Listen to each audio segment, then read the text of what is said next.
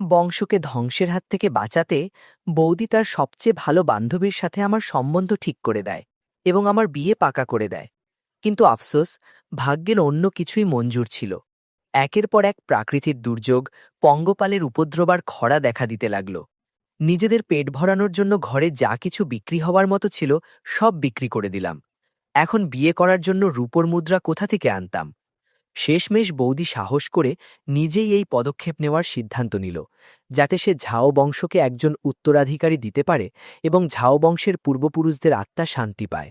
আধো ঘুমে আমার কেবল মনে হল যেন একটা ছোট্ট হাত আমার শরীরের ওপর ঘুরছে। ঠাকুরপো, আমরা বাচ্চা নেব।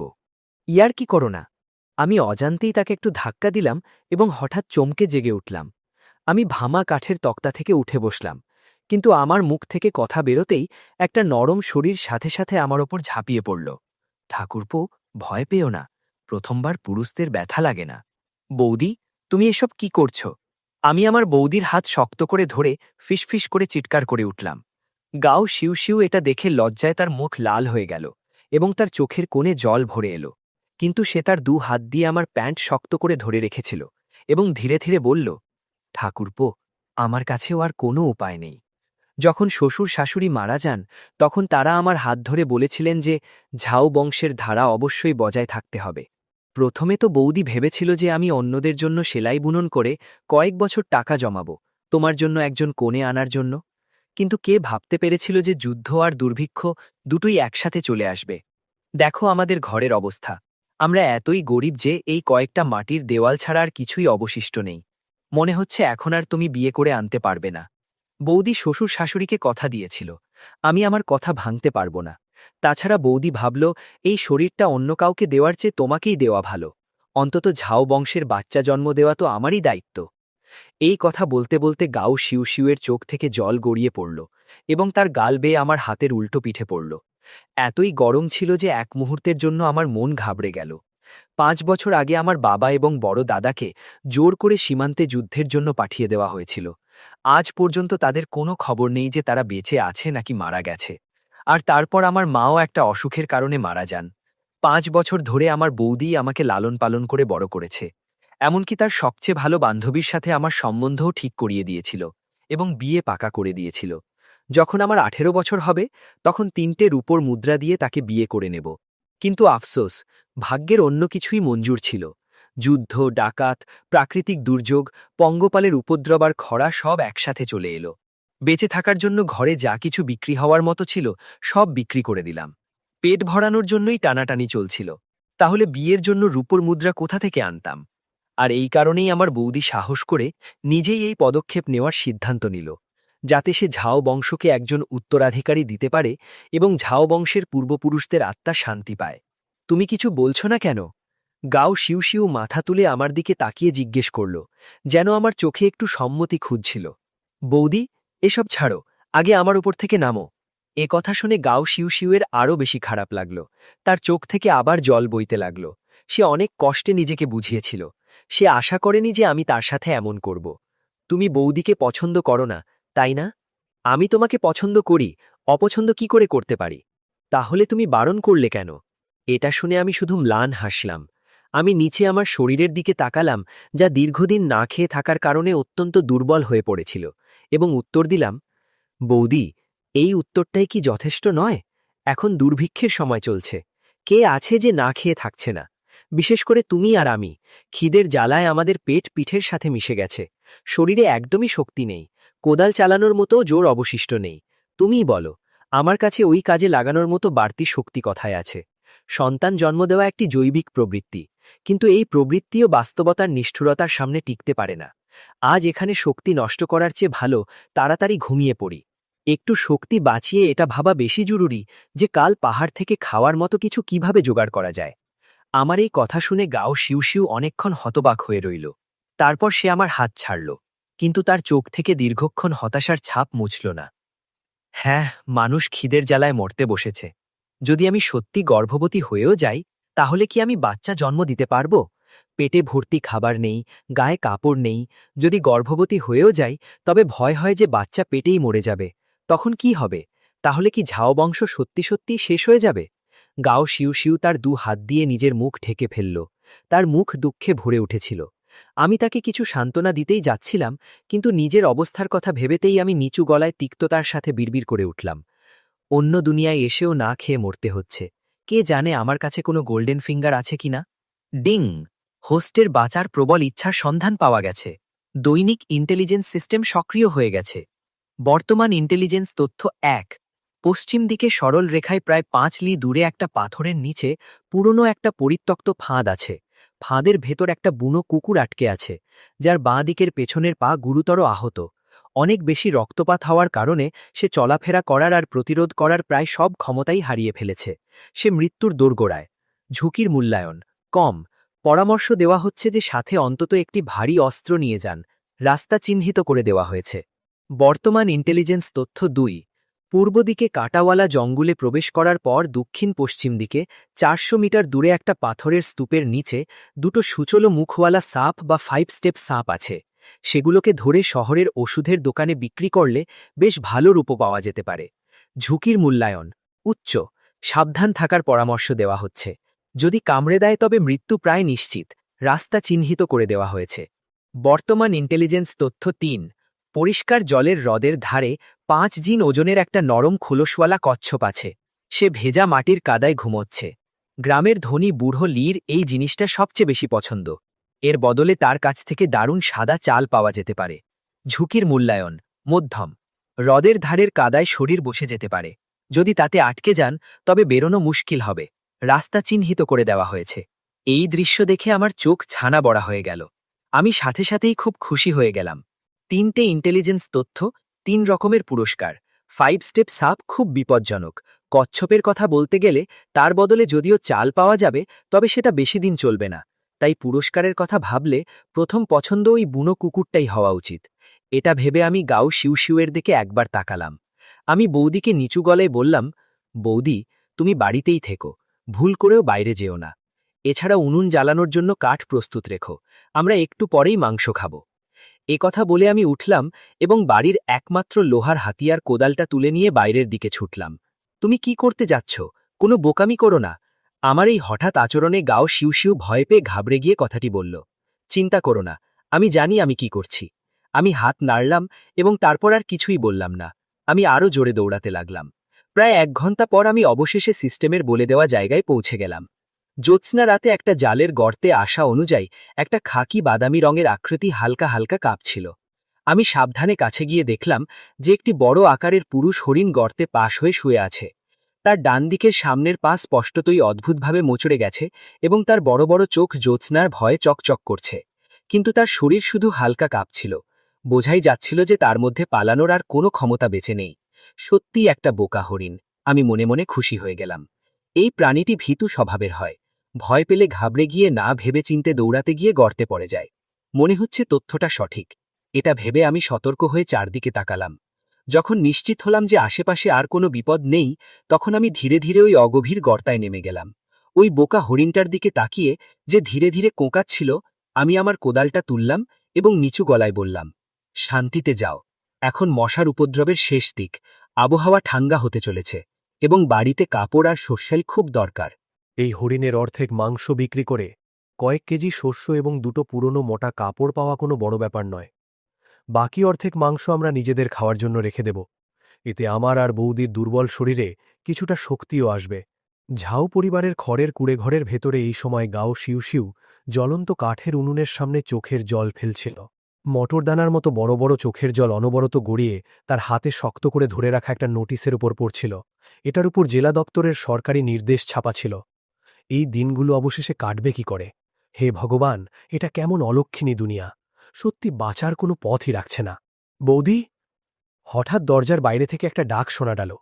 গাও শিউ শিউ চমকে মাথা ঘুরিয়ে দেখল যে আমি মারাত্মকভাবে হাঁপাচ্ছিলাম এবং কাঁধে একটা বোকা হরিণ নিয়ে ছুটে ছুটে আসছিলাম। ঠাকুরবো! গাও শিউ শিউর চোখ বিস্ময় বড় বড় হয়ে গেল এবং তার মুখমণ্ডল অবাক করা বিস্ময় ভরে উঠল। ধপাস করে একটা শব্দের সাথে আমি ওই বোকা হরিণটাকে মাটিতে ফেলে দিলাম। আমি আমার শরীর থেকে ধুলো ঝেড়ে ফেললাম এবং হাঁপাতে হাঁপাতে বললাম, বৌদি, একটু হাত লাগাও, আমাদের তাড়াতাড়ি করতে হবে, এটাকে কেটে এর মাংস তৈরি করতে হবে। ঠিক আছে। গাও শিউ শিউ মাথা নেড়ে সম্মতি দিল। তারপর নিজের চোখের কোণের জল মুছে সে পাশে পড়ে থাকা একটা মোর্চে রাজার লোহার ছুরি তুলে নিল। ওটা কাটার জন্য প্রস্তুত হল। বৌদি, তুমি কাঁদছো কেন?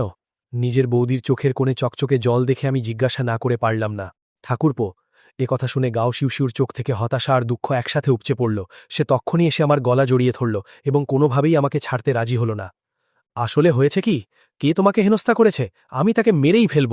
আমার কিছু হয়নি, তোমার কিছু হতে চলেছে। গাও শিউশিউ ফুপিয়ে ফুপিয়ে কাঁদছিল। সে ওই সরকারি ফরমান তাবার দিকে বাড়িয়ে দিল। সরকারের সৈন্যরা এসেছিল। তারা বলেছে যে শীত আসার আগে তোমাকে ৩ বছরের জন্য সেনাবাহিনীতে যোগ দিতে হবে। কি? এটা শোনা মাত্রই আমি রাগে অগ্নিশর্মা হয়ে গেলাম। সেনাবাহিনীতে ভর্তি? আমার বাবা আর বড়দাদা সেনাবাহিনীতে ভর্তি হওয়ার কারণেই ৫ বছর ধরে তাদের কোনো খোঁজ নেই। যদিও আমরা লোকজনকে টাকা দিয়ে খবর নেওয়ার চেষ্টা করেছিলাম, কিন্তু জবাবে শুধু দুটো শব্দ মিলেছে: নিখোঁজ, যুদ্ধের ময়দানে নিখোঁজ। এর মানে কি হয় তা আমি অন্য যে কোনো মানুষের চেয়ে ভালো জানি। হয় তারা মারা গেছে আর তাদের লাশ ওটুকু পাওয়া যায়নি, নয়তো তাদের বন্দি করা হয়েছে। তবে যাই হয়ে থাকুক না কেন, আমার বাবা আর বড়দাদার পরিণতি ভালো হয়নি। মহান ছুয়ের নিয়ম অনুযায়ী এক ঘর থেকে মাত্র দুজনই সেনাবাহিনীতে যায়। বাবা আর বড়দাদা ইতিমধ্যেই আমার জায়গায় সামরিক সেবা পূরণ করে দিয়েছে। এই অলক্ষিণী সরকার সীমার বাইরে গিয়ে অত্যাচার করছে। এরা তো সাধারণ মানুষকে বাঁচতেই দিচ্ছে না। আমার রাগ সপ্তম আকাশে চড়ে গিয়েছিল। আমার ইচ্ছে করছিল এই সরকারি ফরমানের টুকরো টুকরো করে দিই, কিন্তু আমার অবশিষ্ট জ্ঞান আমাকে মনে করিয়ে দিল যে আমি এমনটা করতে পারি না। ঠাকুরপো, কথা শুনে গাও শিউশিউর পক্ষ থেকে হতাশা আর দুঃখ একসাথে উপচে পড়ল। সে তক্ষুনি এসে আমার গলা জড়িয়ে ধরল এবং কোনোভাবেই আমাকে ছাড়তে রাজি হল না। সেনাবাহিনীতে ভর্তি মানে মৃত্যুর মুখে যাওয়া। গ্রামের কত মানুষই সীমান্তে গেছে, তাদের মধ্যে হাতে গোনা কয়েকজনই জীবিত ফিরে এসেছে। তুমি ঘরের একমাত্র প্রদীপ। যাই হোক না কেন, তোমার বৌদি তোমাকে বিপদে পড়তে দেখতে পারে না। আমি সিদ্ধান্ত নিয়েছি, আমি নিজেকে শহরের কোঠায় বিক্রি করে দেব। তার থেকে যে টাকা পাওয়া যাবে তা দিয়ে তোমার সামরিক সেবার কর পরিশোধ করে দেব। কথা শুনে আমিও বা এটা কিভাবে হতে দিতে পারতাম? কোঠা কেমন জায়গা? ওটা তো পতিতাদের আড্ডাখানা, যেখানে হাজার হাজার মানুষ শেষ হয়ে যায়। আমি যতই নীচ হই না কেন, নিজের বৌদিকে এই কাজ করতে দিতে পারি না। অন্যথায় মৃত্যুর পর আমি ঝাও পরিবারের পূর্বপুরুষদের এবং আমার বাবা আর বড়দাদাকে কি মুখ দেখাব? বৌদি, না, আমি এ ব্যাপারে কোনো মতেই রাজি নই। কিন্তু আমি যদি এমনটা না করি তাহলে তোমার কি হবে? গাও শিউশিউর চোখ থেকে জল বয়ে যাচ্ছিল। সে আমার হাত ধরে রেখেছিল এবং না চাইতেও তার ধরা আরও শক্ত হয়ে গিয়েছিল। বৌদিও নিজের শরীর বিক্রি করতে চায় না, কিন্তু বৌদির কাছে সত্যি আর কোনো পথ নেই। আমি তোমাকে চোখের সামনে মরতে যেতে দেখতে পারবো না। নিজের বৌদিকে এভাবে ফুপিয়ে ফুপিয়ে কাঁদতে দেখে আমার চোখেও কষ্ট উপচে পড়ল। তার মুখে এসে পড়া চুলগুলো কানের পেছনে সরিয়ে দিয়ে আমি আস্তে এবং অত্যন্ত গম্ভীরভাবে বললাম, কোনো না কোনো পথ ঠিক বেরোবে। বৌদি, আমার উপর বিশ্বাস রাখো। দেখো, আমি একবার বেরোলাম আর একটা শিকার ধরে নিয়ে এলাম। যদি ভবিষ্যতেও ভাগ্য ভালো থাকে তাহলে আরও কিছু ধরে নিয়ে আসব। তাহলে কি কর দেওয়ার মতো টাকা জোগাড় হয়ে যাবে না? তুমি শুধু আমাকে সান্ত্বনা দিচ্ছ। গ্রামে এত শিকারী আছে, কিন্তু তাদের মধ্যে কতজনের হাতে শিকার মেলে? আজ যে এই শিকারটা হাত লেগেছে, ওটা তো শুধু ভাগ্যের ব্যাপার। তাছাড়া রোজ রোজ কিভাবে মিলতে পারে? গাও শিউশিউর মুখে স্পষ্ট অবিশ্বাস ফুটে উঠছিল। হ্যাঁ বৌদি, আমার উপর বিশ্বাস রাখো। সেনাবাহিনীতে ভর্তি হওয়া থেকে বাঁচতে ৬ টাকা রূপা লাগবে। আমি কথা দিচ্ছি, ৩ দিনের মধ্যে আমি প্রয়োজনীয় টাকা রোজগার করে নেব। এখন আমরা দুজনে আবার ভালো জীবন কাটাবো।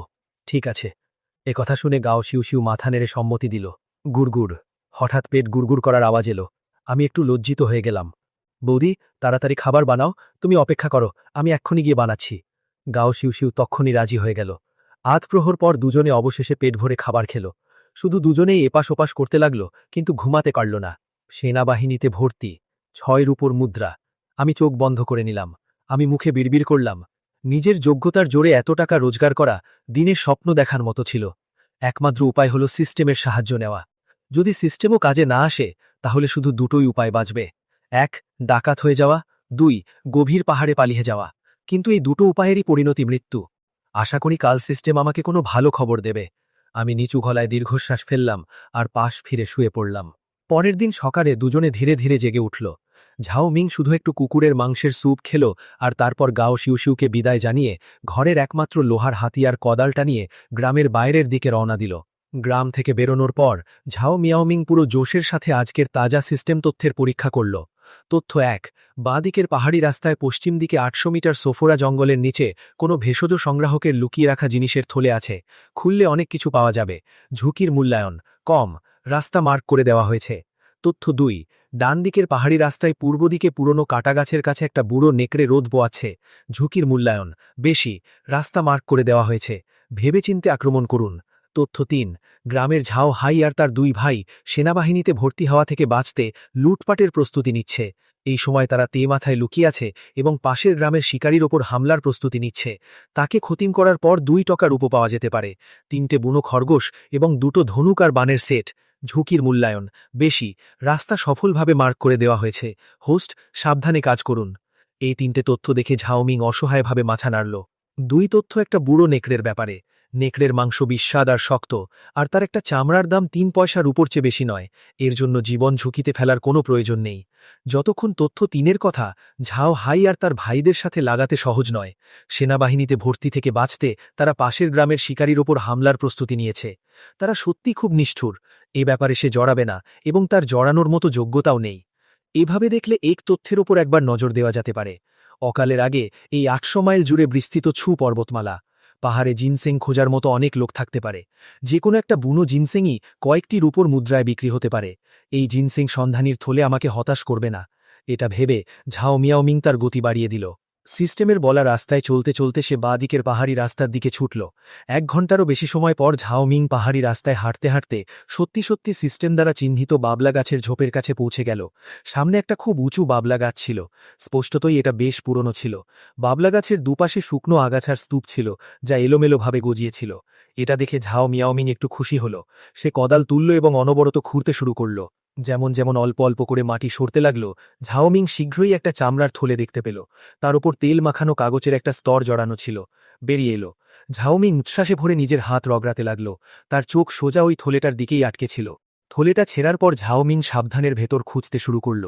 রূপোর 2টো ছোট টুকরো আর পয়সার একটা ছোট থলি, সাথে অনেক আগে পচে যাওয়া শুকনো মাংস আর লাল কাপড়ে জড়ানো 2টো জিনসেং। দেখতে সেগুলো অতটা পুরনো লাগছিল না, তবে 20-30 বছরের তো হবেই। ঝা মিয়াওমিং রূপোর দিকে না তাকিয়ে বরং ওই 2টো জিনসেং নিজের হাতে তুলে নিল। তার শ্বাস প্রশ্বাস দ্রুত হয়ে গেল। ঝাওমিং অনেক কষ্টে নিজের উত্তেজনাকে চেপে রাখল। সে জিনশেংয়ের একটি ছোট মূল নিজের মুখে দিল। ওই জিনশেংয়ের স্বাদ নেওয়ার পর তার শরীরে হালকা গরম অনুভূতি হল। ঝাওমিং নিজের আনন্দকে অনেক কষ্টে চেপে রাখল। সে তাড়াতাড়ি ওটা নিজের পকেটে পুরে নিল। আসল মাল, খাঁটি আসল মাল। শুধু যদি আমি এটা বিক্রি করতে পারি, তবে সামরিক সেবার টাকা তো দূরের কথা, আমি বাড়িটাও আবার ঠিক করিয়ে নিতে পারব। এটা ভেবে ঝাওমিং বিন্দুমাত্র ইতস্তত করার সাহস করল না। পাশে রাখার উপর 2টো টুকরো পকেটে ঢোকানোর পর সে কোদাল তুলল এবং পাহাড় থেকে নিচের দিকে ছুটে যাওয়ার জন্য প্রস্তুত হল। তখনও সময় ছিল। তাকে যত তাড়াতাড়ি সম্ভব জিনশেং বদলে রূপো এবং খাবার জিনিসে রূপান্তর করতে হতো। তবেই তার মনে শান্তি মিলত। ছোট মিং, এত জোরে কেন ছুটছিস? কোনো পাহাড়ি ভূত দেখেছিস নাকি? সে পাহাড়ের নিচে পৌঁছনো মাত্রই হঠাৎ পাশ থেকে একটা জোরালো আওয়াজ এলো। সে চমকে মাথা তুলল। সে দেখল যে সামনের অর্ধেক দাঁত ভাঙা একটা লোক খুশি মনে তার দিকে এগিয়ে আসছে। এটা দেখে ঝাড়মিং তার সাথে কথা বলার প্রয়োজন মনে করল না। তার পুরনো স্মৃতি অনুযায়ী এই লোকটার নাম ছিল ঝাও দা মাও। সে সাধারণত ছোটখাটো চুরি করত এবং কয়েকবার তাকে হেনস্থাও করেছিল। কথা বলছিস না কেন? নিজের বুকে কি কোনো ভালো জিনিস লুকিয়ে রেখেছিস? আমাকে দেখতে দে। ঝাউদা মাও যখন দেখল যে ঝাওমিং কিছু বলছে না, শুধু নিজের বুকটা চেপে ধরে আছে, তখন সে তক্ষুনি তার দিকে তেড়ে এলো। সে নিজের হাত বাড়িয়ে তাকে ধরার চেষ্টা করল। দুজনের মধ্যে ধস্তাধস্তিতে জিনশেংয়ের কাপড়ের থলেটা মাটিতে পড়ে গেল। এটা দেখে ঝাওদা মাওয়ের চোখ ছানাবড়া হয়ে গেল। ভাবিনি আজ তো আমার ভাগ্য খুলে গেছে। 2টো জিনশেং, এগুলো থেকে অন্তত 20টারও বেশি রূপোর মুদ্রা পাওয়া যাবে। এটা দিয়ে আমি কত মদ খেতে পারবো। আমার জিনিস ফেরত দাও। ঝাও মাওয়ের হাতে 2টো জিনশেং দেখে ঝাওমিংয়ের চোখে রক্ত নেমে এলো। এই জিনশেং ছিল তার জীবনের প্রশ্ন। দেখো তো একবার কেমন কথা বলছে। কিসের ফেরত? এই জিনিসগুলো আমি পেয়েছি, তাই স্বাভাবিকভাবেই এগুলো আমার। এই ছেলে, বেশি বকবক করিস না, না হলে তোর আবার ধুলাই হবে। ঝাউদা মাওয়ের কোনো কিছুতে কিছু এসে যায়নি। তার চোখে ঝাওমিং ছিল একজন ভীতু প্রকৃতির মানুষ। আগেও সে তাকে প্রায়ই হেনস্থা করত। তার জিনশেং কেড়ে নিয়েছে তো কি হয়েছে? ঝাওদা মাওয়ের এমন মনোভাব দেখে ঝাওমিং চুপ করে রইল। শুধু নিজের মনের ভেতর সেই খুনি মানসিকতা অনুভব করছিল, যা তার বুকে চাপা পড়েছিল এবং বাইরে বেরোনোর জন্য ছটপট করছিল। দামাও, তোর মায়ের! ঝাওমিং হঠাৎ জোরে চিৎকার করে উঠল এবং তারপর সে নিজের হাতের কোদাল নিয়ে শরীরের সমস্ত শক্তি প্রয়োগ করে সজোরে ঝাওদা মাওয়ের মাথায় আঘাত করল। নিজের সফলতার আনন্দে বোধ হয়ে থাকা ঝাওদা মাও সামলে ওঠার সুযোগটুকু পেল না। কোদালটি তার মাথার পেছনের অংশে লাগল এবং তার মারাত্মক মাথা ঘুরতে লাগল। এটা দেখে ঝাওদা মাওয়ের চোখ ছানাবড়া হয়ে গেল। তার মুখটা একটু হাঁ হয়ে গেল এবং সে কাঁপতে কাঁপতে নিজের আঙুল তুলল। সে বিশ্বাসই করতে পারছিল না যে ঝাওমিং এমনটা করতে পারে। ঝাওমিং আরও একবার কোদাল দিয়ে তার গালে আঘাত করল। ঠিক সেই মুহূর্তেই ঝাওদা মাওয়ের মুখ থেকে দাঁত ভেঙে পড়ল। সে কিছু বলতে চাইছিল, কিন্তু তার মুখ রক্তে ভরে গেল। কুকুরের বাচ্চা, যখন আমি এই দুনিয়ায় আসিনি তখন তুই আমাকে হেনস্থা করতিস, ওটা তাও ঠিক ছিল, কিন্তু এখন আসার পরও তুই আমাকে হেনস্থা করছিস, তাহলে আমার এখানে আসার কি লাভ হলো? তুই আমার জিনশেং কেড়ে নেওয়ার সাহস কি করে করলি? নিজের যোগ্যতা তো একবার দেখতিস। ঝাওমিং গালিগালাজ করতে করতে বলল এবং সাথে সাথে কোদাল দিয়ে অনবরত আঘাত করতে লাগল। একটার পর একটা হাড় ভাঙার আওয়াজ আসতে লাগল। খুব শীঘ্রই ঝাওদা মাওয়ের মাথা চূর্ণ বিচূর্ণ হয়ে গেল এবং মগজ বাইরে বেরিয়ে এলো। তার শ্বাস থমকে গেল, কিন্তু তা সত্ত্বেও ঝাওমিং তাকে ছাড়ল না। সে সজোরে তার ঘাড়ে আঘাত করল। যতক্ষণ না তার ঘাড় ভেঙে গেল ততক্ষণ আঘাত করার পর সে মাটিতে ধপ করে বসে পড়ল। সে তখনও ভীত ছিল এবং হাঁপাচ্ছিল। ঝাওদা মাওয়ের লাশের দিকে তাকিয়ে ঝাওমিং চুপ করে রইল। শুধু তার নিজের থেকে একটা ঘৃণা আসছিল। 2 জন্ম মিলিয়ে সে প্রথমবার কাউকে মেরেছিল, কিন্তু তার এই নিয়ে বিন্দুমাত্র আফসোস ছিল না। তার জিনশেং কেড়ে নেওয়া মানে তার জীবন কেড়ে নেওয়ার সমান ছিল। যদি সে তাকে না মারত তাহলে নিজে কিভাবে বেঁচে থাকত? এই লাশটাকে ঠিকানায় লাগাতে হবে। ঝাওমিং আস্তে করে বলল। ওই রক্ত আর মাংসের দলা থেকে আসা দুর্গন্ধ চেপে রেখে সে লাশটাকে এক পাশে টেনে নিয়ে গেল এবং কোদাল দিয়ে কোনোমতে একটা ছোট গর্ত খুঁড়ে তাকে পুঁতে দিল। পাহাড়ে বন্যজন্তু অনেক আছে, রাত হলে কোনো না কোনো জন্তু আমার জন্য সব প্রমাণ মিটিয়ে দেবে। এই সব করার পর ঝাওমিং উঠল। সে জিনশেং আবার নিজের পকেটে রাখল এবং শহরের দিকে রওনা হল। শহরের বাইকাও তাঙের ভেতরে এক কর্মচারী এই সময় অ্যাবাকাসে হিসাব কষছিল এবং মুখে কিছু বিড়বিড় করছিল। হানিস, কালকের খাতায় 3 জিন 4 লিয়াং হুংছি এবং ডাং গুইয়ের হিসাব লেখো। এ কথা শুনে পাশে বসা দোকানদার অসহায়ভাবে মাথা নাড়ল এবং দীর্ঘশ্বাস ফেলল। লোকে বলে যে যেখানে থাকে সে সেখান থেকেই রোজগার করে। আগে জড়িবুটি সংগ্রহ করার মতো অনেক লোক ছিল, কিন্তু আফসোস, দুর্ভিক্ষ আসতেই যারা মরার তারা মরে গেল আর যারা পালানোর তারা পালিয়ে গেল। এই সাধারণ জড়িবুটিগুলো নিয়ে আসার লোকের তো অভাব নেই, কিন্তু আফসোস, এই ওষুধের দোকানে মূল্যবান জড়িবুটিরই পর্যাপ্ত নেই। আরে শিয়াউ, গিয়ে আরও কিছু ইস্তেহার লাগিয়ে দাও, বলে দাও যে আমাদের বাইকাও তাং মূল্যবান জড়িবুটি কিনছে। নিজের দোকানদারের কথা শুনে সেই ছেলেটি তার হাতের গণনা যন্ত্রটি নিচে রাখল এবং মাথা তুলে বলল, মালিক, ইস্তেহার তো অনেক আগেই লাগিয়ে দিয়েছিলাম, কিন্তু কেউই আসছে না। যারা আগে আমাদের জিনশেং এনে দিত তারাও পর্যন্ত এখনো আসেনি। আমার তো মনে হয় তারা হয়তো পাহাড়েই মারা গেছে। এ কথা শুনে দোকানদার কিছু বলল না, শুধু নিজের থুতনি হাতড়াতে হাতড়াতে গভীর ভাবনায় ডুবে গেল। তার এই দোকানটি বিশেষ জড়িবুটির ব্যবসা করত এবং সাথে হরেক রকমের তৈরি বড়ি বা ওষুধও বিক্রি করত। এখন মূল্যবান জড়িবুটির অভাবে জীবন বাঁচানোর সেই কিছু ফর্মুলা স্রেফ কাগজের টুকরো হয়ে রয়ে গেছিল। শীঘ্রই বছর শেষ হতে চলেছে এবং শহর থেকে সৈন্যদের ভর্তি করে তাদের সীমান্তে পাঠানো হচ্ছে। এছাড়া শহরের বাইরে 500 জনের একটি দলের সেনাপতি তার সৈন্যদের সাথে যাবে। সেই সময় ঠান্ডা লেগে হওয়া ক্ষতের ওষুধ এবং ফুসফুস থেকে রক্তপাতের মতো অভ্যন্তরীণ আঘাতের ওষুধ, এই সবই সেনাবাহিনীর সরবরাহকারীরা এবং তাদের দলগুলো কিনবে। এটা টাকা উপার্জনের খুব ভালো সুযোগ, একে হাতছাড়া করা যাবে না। শিয়াউ, যদি শহরের ইস্তেহার দিয়ে কাজ না হয় তবে গ্রামের দিকে যাও, প্রতিটা মফস্বলে গিয়ে এগুলো বিলি করো। ডেনড্রোবিয়াম এবং জিনশেংয়ের মতো মূল্যবান জড়িবুটি বেশি টাকা দিয়ে হলেও আমার জন্য কিনে আনো। আমার বিশ্বাস হয় না যে সত্যিই কিছু পাওয়া যাবে না। ধর ধর ধর ধর। দোকানদার নিজের কথা অর্ধেকই বলতে পেরেছিলেন যে হঠাৎ একটা ছায়া ভেতরে ঢুকে পড়ল। মাথা তুলে দেখা গেল এক রোগা পাতলা সাধারণ পোশাক পরা যুবক। বাবু, শিয়াউ কাউন্টারের পেছন থেকে ডাকল। কিছু না বলে ঝাওমিং নিজের পকেট থেকে বের করা কাপড়ের থলেটা ওপরে তুলল। তার ভেতরে 2টো জিনশেংয়ের মূল ছিল। ঝট করে মুহূর্তেই ওই জিনশেং বাইরে বের করা হলো। পাশে দাঁড়িয়ে থাকা দোকানদার বাতাসের মতো গতিতে এক পলকে ঝাওমিংয়ের সামনে চলে এলো। তার চোখ জোড়া ওই 2টো জিনশেংয়ের মূলের উপর আটকে গেল। তারপর সে নিজের বুড়ো শুকনো জিনশেংয়ের মূলের ওপর আটকে গেল। তারপর সে নিজের বুড়ো শুকনো আঙুলগুলো বাড়িয়ে তার নখ দিয়ে একটি ছোট টুকরো ভেঙে নিজের মুখে পুরে নিল। স্বাদে মিষ্টি, সামান্য তেতো এবং প্রকৃতিতে কিছুটা গরম। এটা আসল মাল। আকার এবং গুণমান দেখে মনে হচ্ছে এটা প্রায় 35 বছর পুরনো বুনো পাহাড়ি জিনশেং। এই শহরে তো একে একটি দুর্লভ বস্তু বলে গণ্য করা হবে। খুব চমৎকার, ভালো জিনিস। দোকানদার প্রশংসা করতে করতে একটি দীর্ঘশ্বাস নিল। তারপর মাথা তুলে ঝাওমিংয়ের দিকে তাকিয়ে একটি মৃদু হাসির সাথে বলল, যুবক, তুমি এটা কোথা থেকে পেয়েছ? মালিক, আপনি চিন্তা করবেন না, এটা একদম বৈধ উপায়ে আনা হয়েছে। ঝাওমিং তাড়াতাড়ি বলল। আচ্ছা, এই জিনশেংয়ের দুটো মূল আমি তোমাকে এর জন্য ৫৫ ত্যালে দিলাম, কেমন হয়? ব্যাপার এটা নয় যে আমি বেশি দাম দিতে চাইছি না, বরং তুমি এই জিনশেংটাকে খুব বাজেভাবে রক্ষণাবেক্ষণ করে রেখেছ। এটার অবস্থা ভালো নয়, না হলে আমি আরও ৫ লিয়াং বাড়িয়ে দিতাম। এ কথা শুনে ঝাওমিং চমকে গেল, তার বুক খুশিতে ভরে গেল। ৫৫ লিয়াং, এটা কত বড় সম্পদ ছিল! এই রূপো দিয়ে আমি শুধু যে সামরিক সেবার করই শোধ করতে পারব না, বরং বিপুল পরিমাণে জিনিসপত্রও কিনতে পারব, নিজের জীবন উন্নত করতে পারব। এটা ভেবে ভেবে ঝাওমিং মাথা তুলে দোকানদারের দিকে তাকালো এবং গম্ভীরভাবে মাথা নাড়ল। ঠিক আছে, আপনি যেমনটা বলবেন মালিক, তবে আমার ছোট মানের রূপোর নোট লাগবে। হ্যাঁ হ্যাঁ, কোনো ব্যাপার না। যাও, ১০ লিয়াংয়ের ৫টা রূপোর নোট নিয়ে আসো, সাথে ৫ লিয়াংয়ের খুচরো রূপো। দোকানদার হেসে বলল। তারপর সে পেছনে ঘুরে নিজের সহকারীকে বলল, জি মালিক। সহকারী তাড়াতাড়ি নিজের গণনা যন্ত্রটি নিচে রাখল এবং সেটাই করতে চলে গেল। কিছুক্ষণ পর ঝাওমিন সেই রূপোর নোটগুলো হাতে নিল। তার মনের ভেতর এক অদ্ভুত উত্তেজনা কাজ করছিল। এই রূপোর নোটগুলো হয়তো ওজনে হালকা ছিল, কিন্তু এগুলো মানুষের জীবনের চেয়েও বেশি মূল্যবান ছিল। এগুলো থাকলে সে এবং তার বৌদি কিছু ভালো দিন কাটাতে পারত। ভবিষ্যতে যদি আরও ভালো জড়িবুটি পাও, তবে নির্দ্বিধায় এখানে নিয়ে এসো।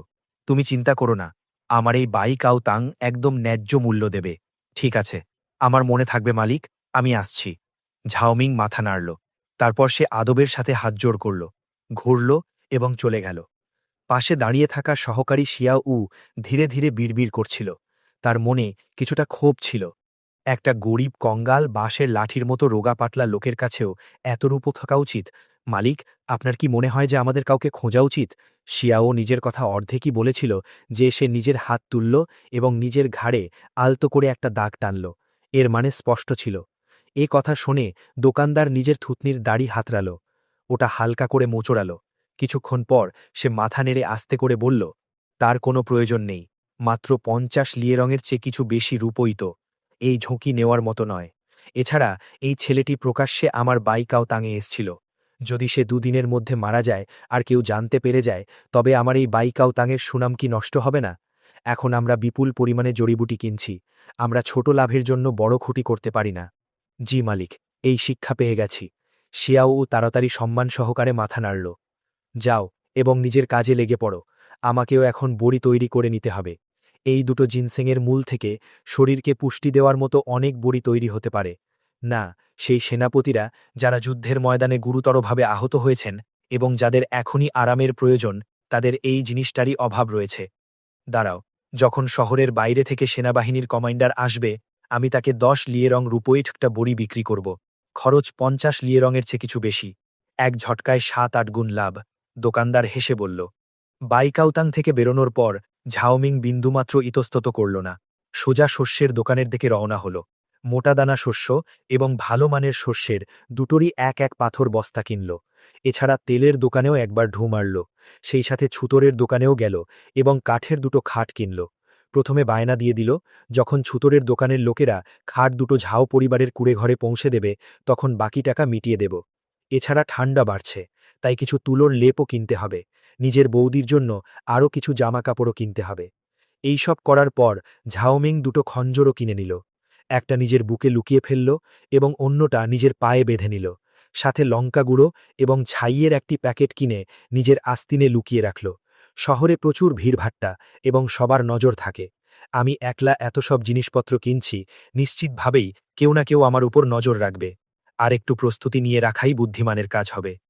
কেনাকাটার প্রথম পর্ব শেষ হওয়ার পর ঝাওমিং মুখ দিয়ে একটা আফসোসের শব্দ করল।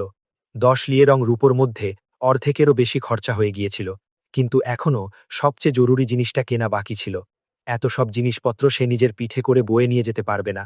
একটা গাড়ি কিনতেই হবে। এটা ভেবে ঝাওমিং একটা বাজারের দিকে রওনা হল। আজকালকার দিনে একটা সাধারণ গাধার গাড়ি থাকা পরবর্তী প্রজন্মের লাখ টাকার লাক্সারি গাড়ির চেয়ে কোনো অংশে কম নয়। আর যদি কারোর কাছে গরুর গাড়ি বা ঘোড়ার গাড়ি থাকে, তাহলে তো কথাই নেই। গ্রামের কথা তো ছেড়েই দিন, মফস্বলেও বুক ফুলিয়ে চলাফেরা করা যায়। সর্বোপরি, যখন আপনার কাছে এই গাড়ি থাকবে, আপনি অন্য কিছু না করলেও স্রেফ অন্যদের মালপত্র পৌঁছে দেওয়ার কাজটাই একটা ভালো রকমের আয়ের উৎস হতে পারে। আর গাড়ি কেনার প্রধানত 3টি উপায় আছে।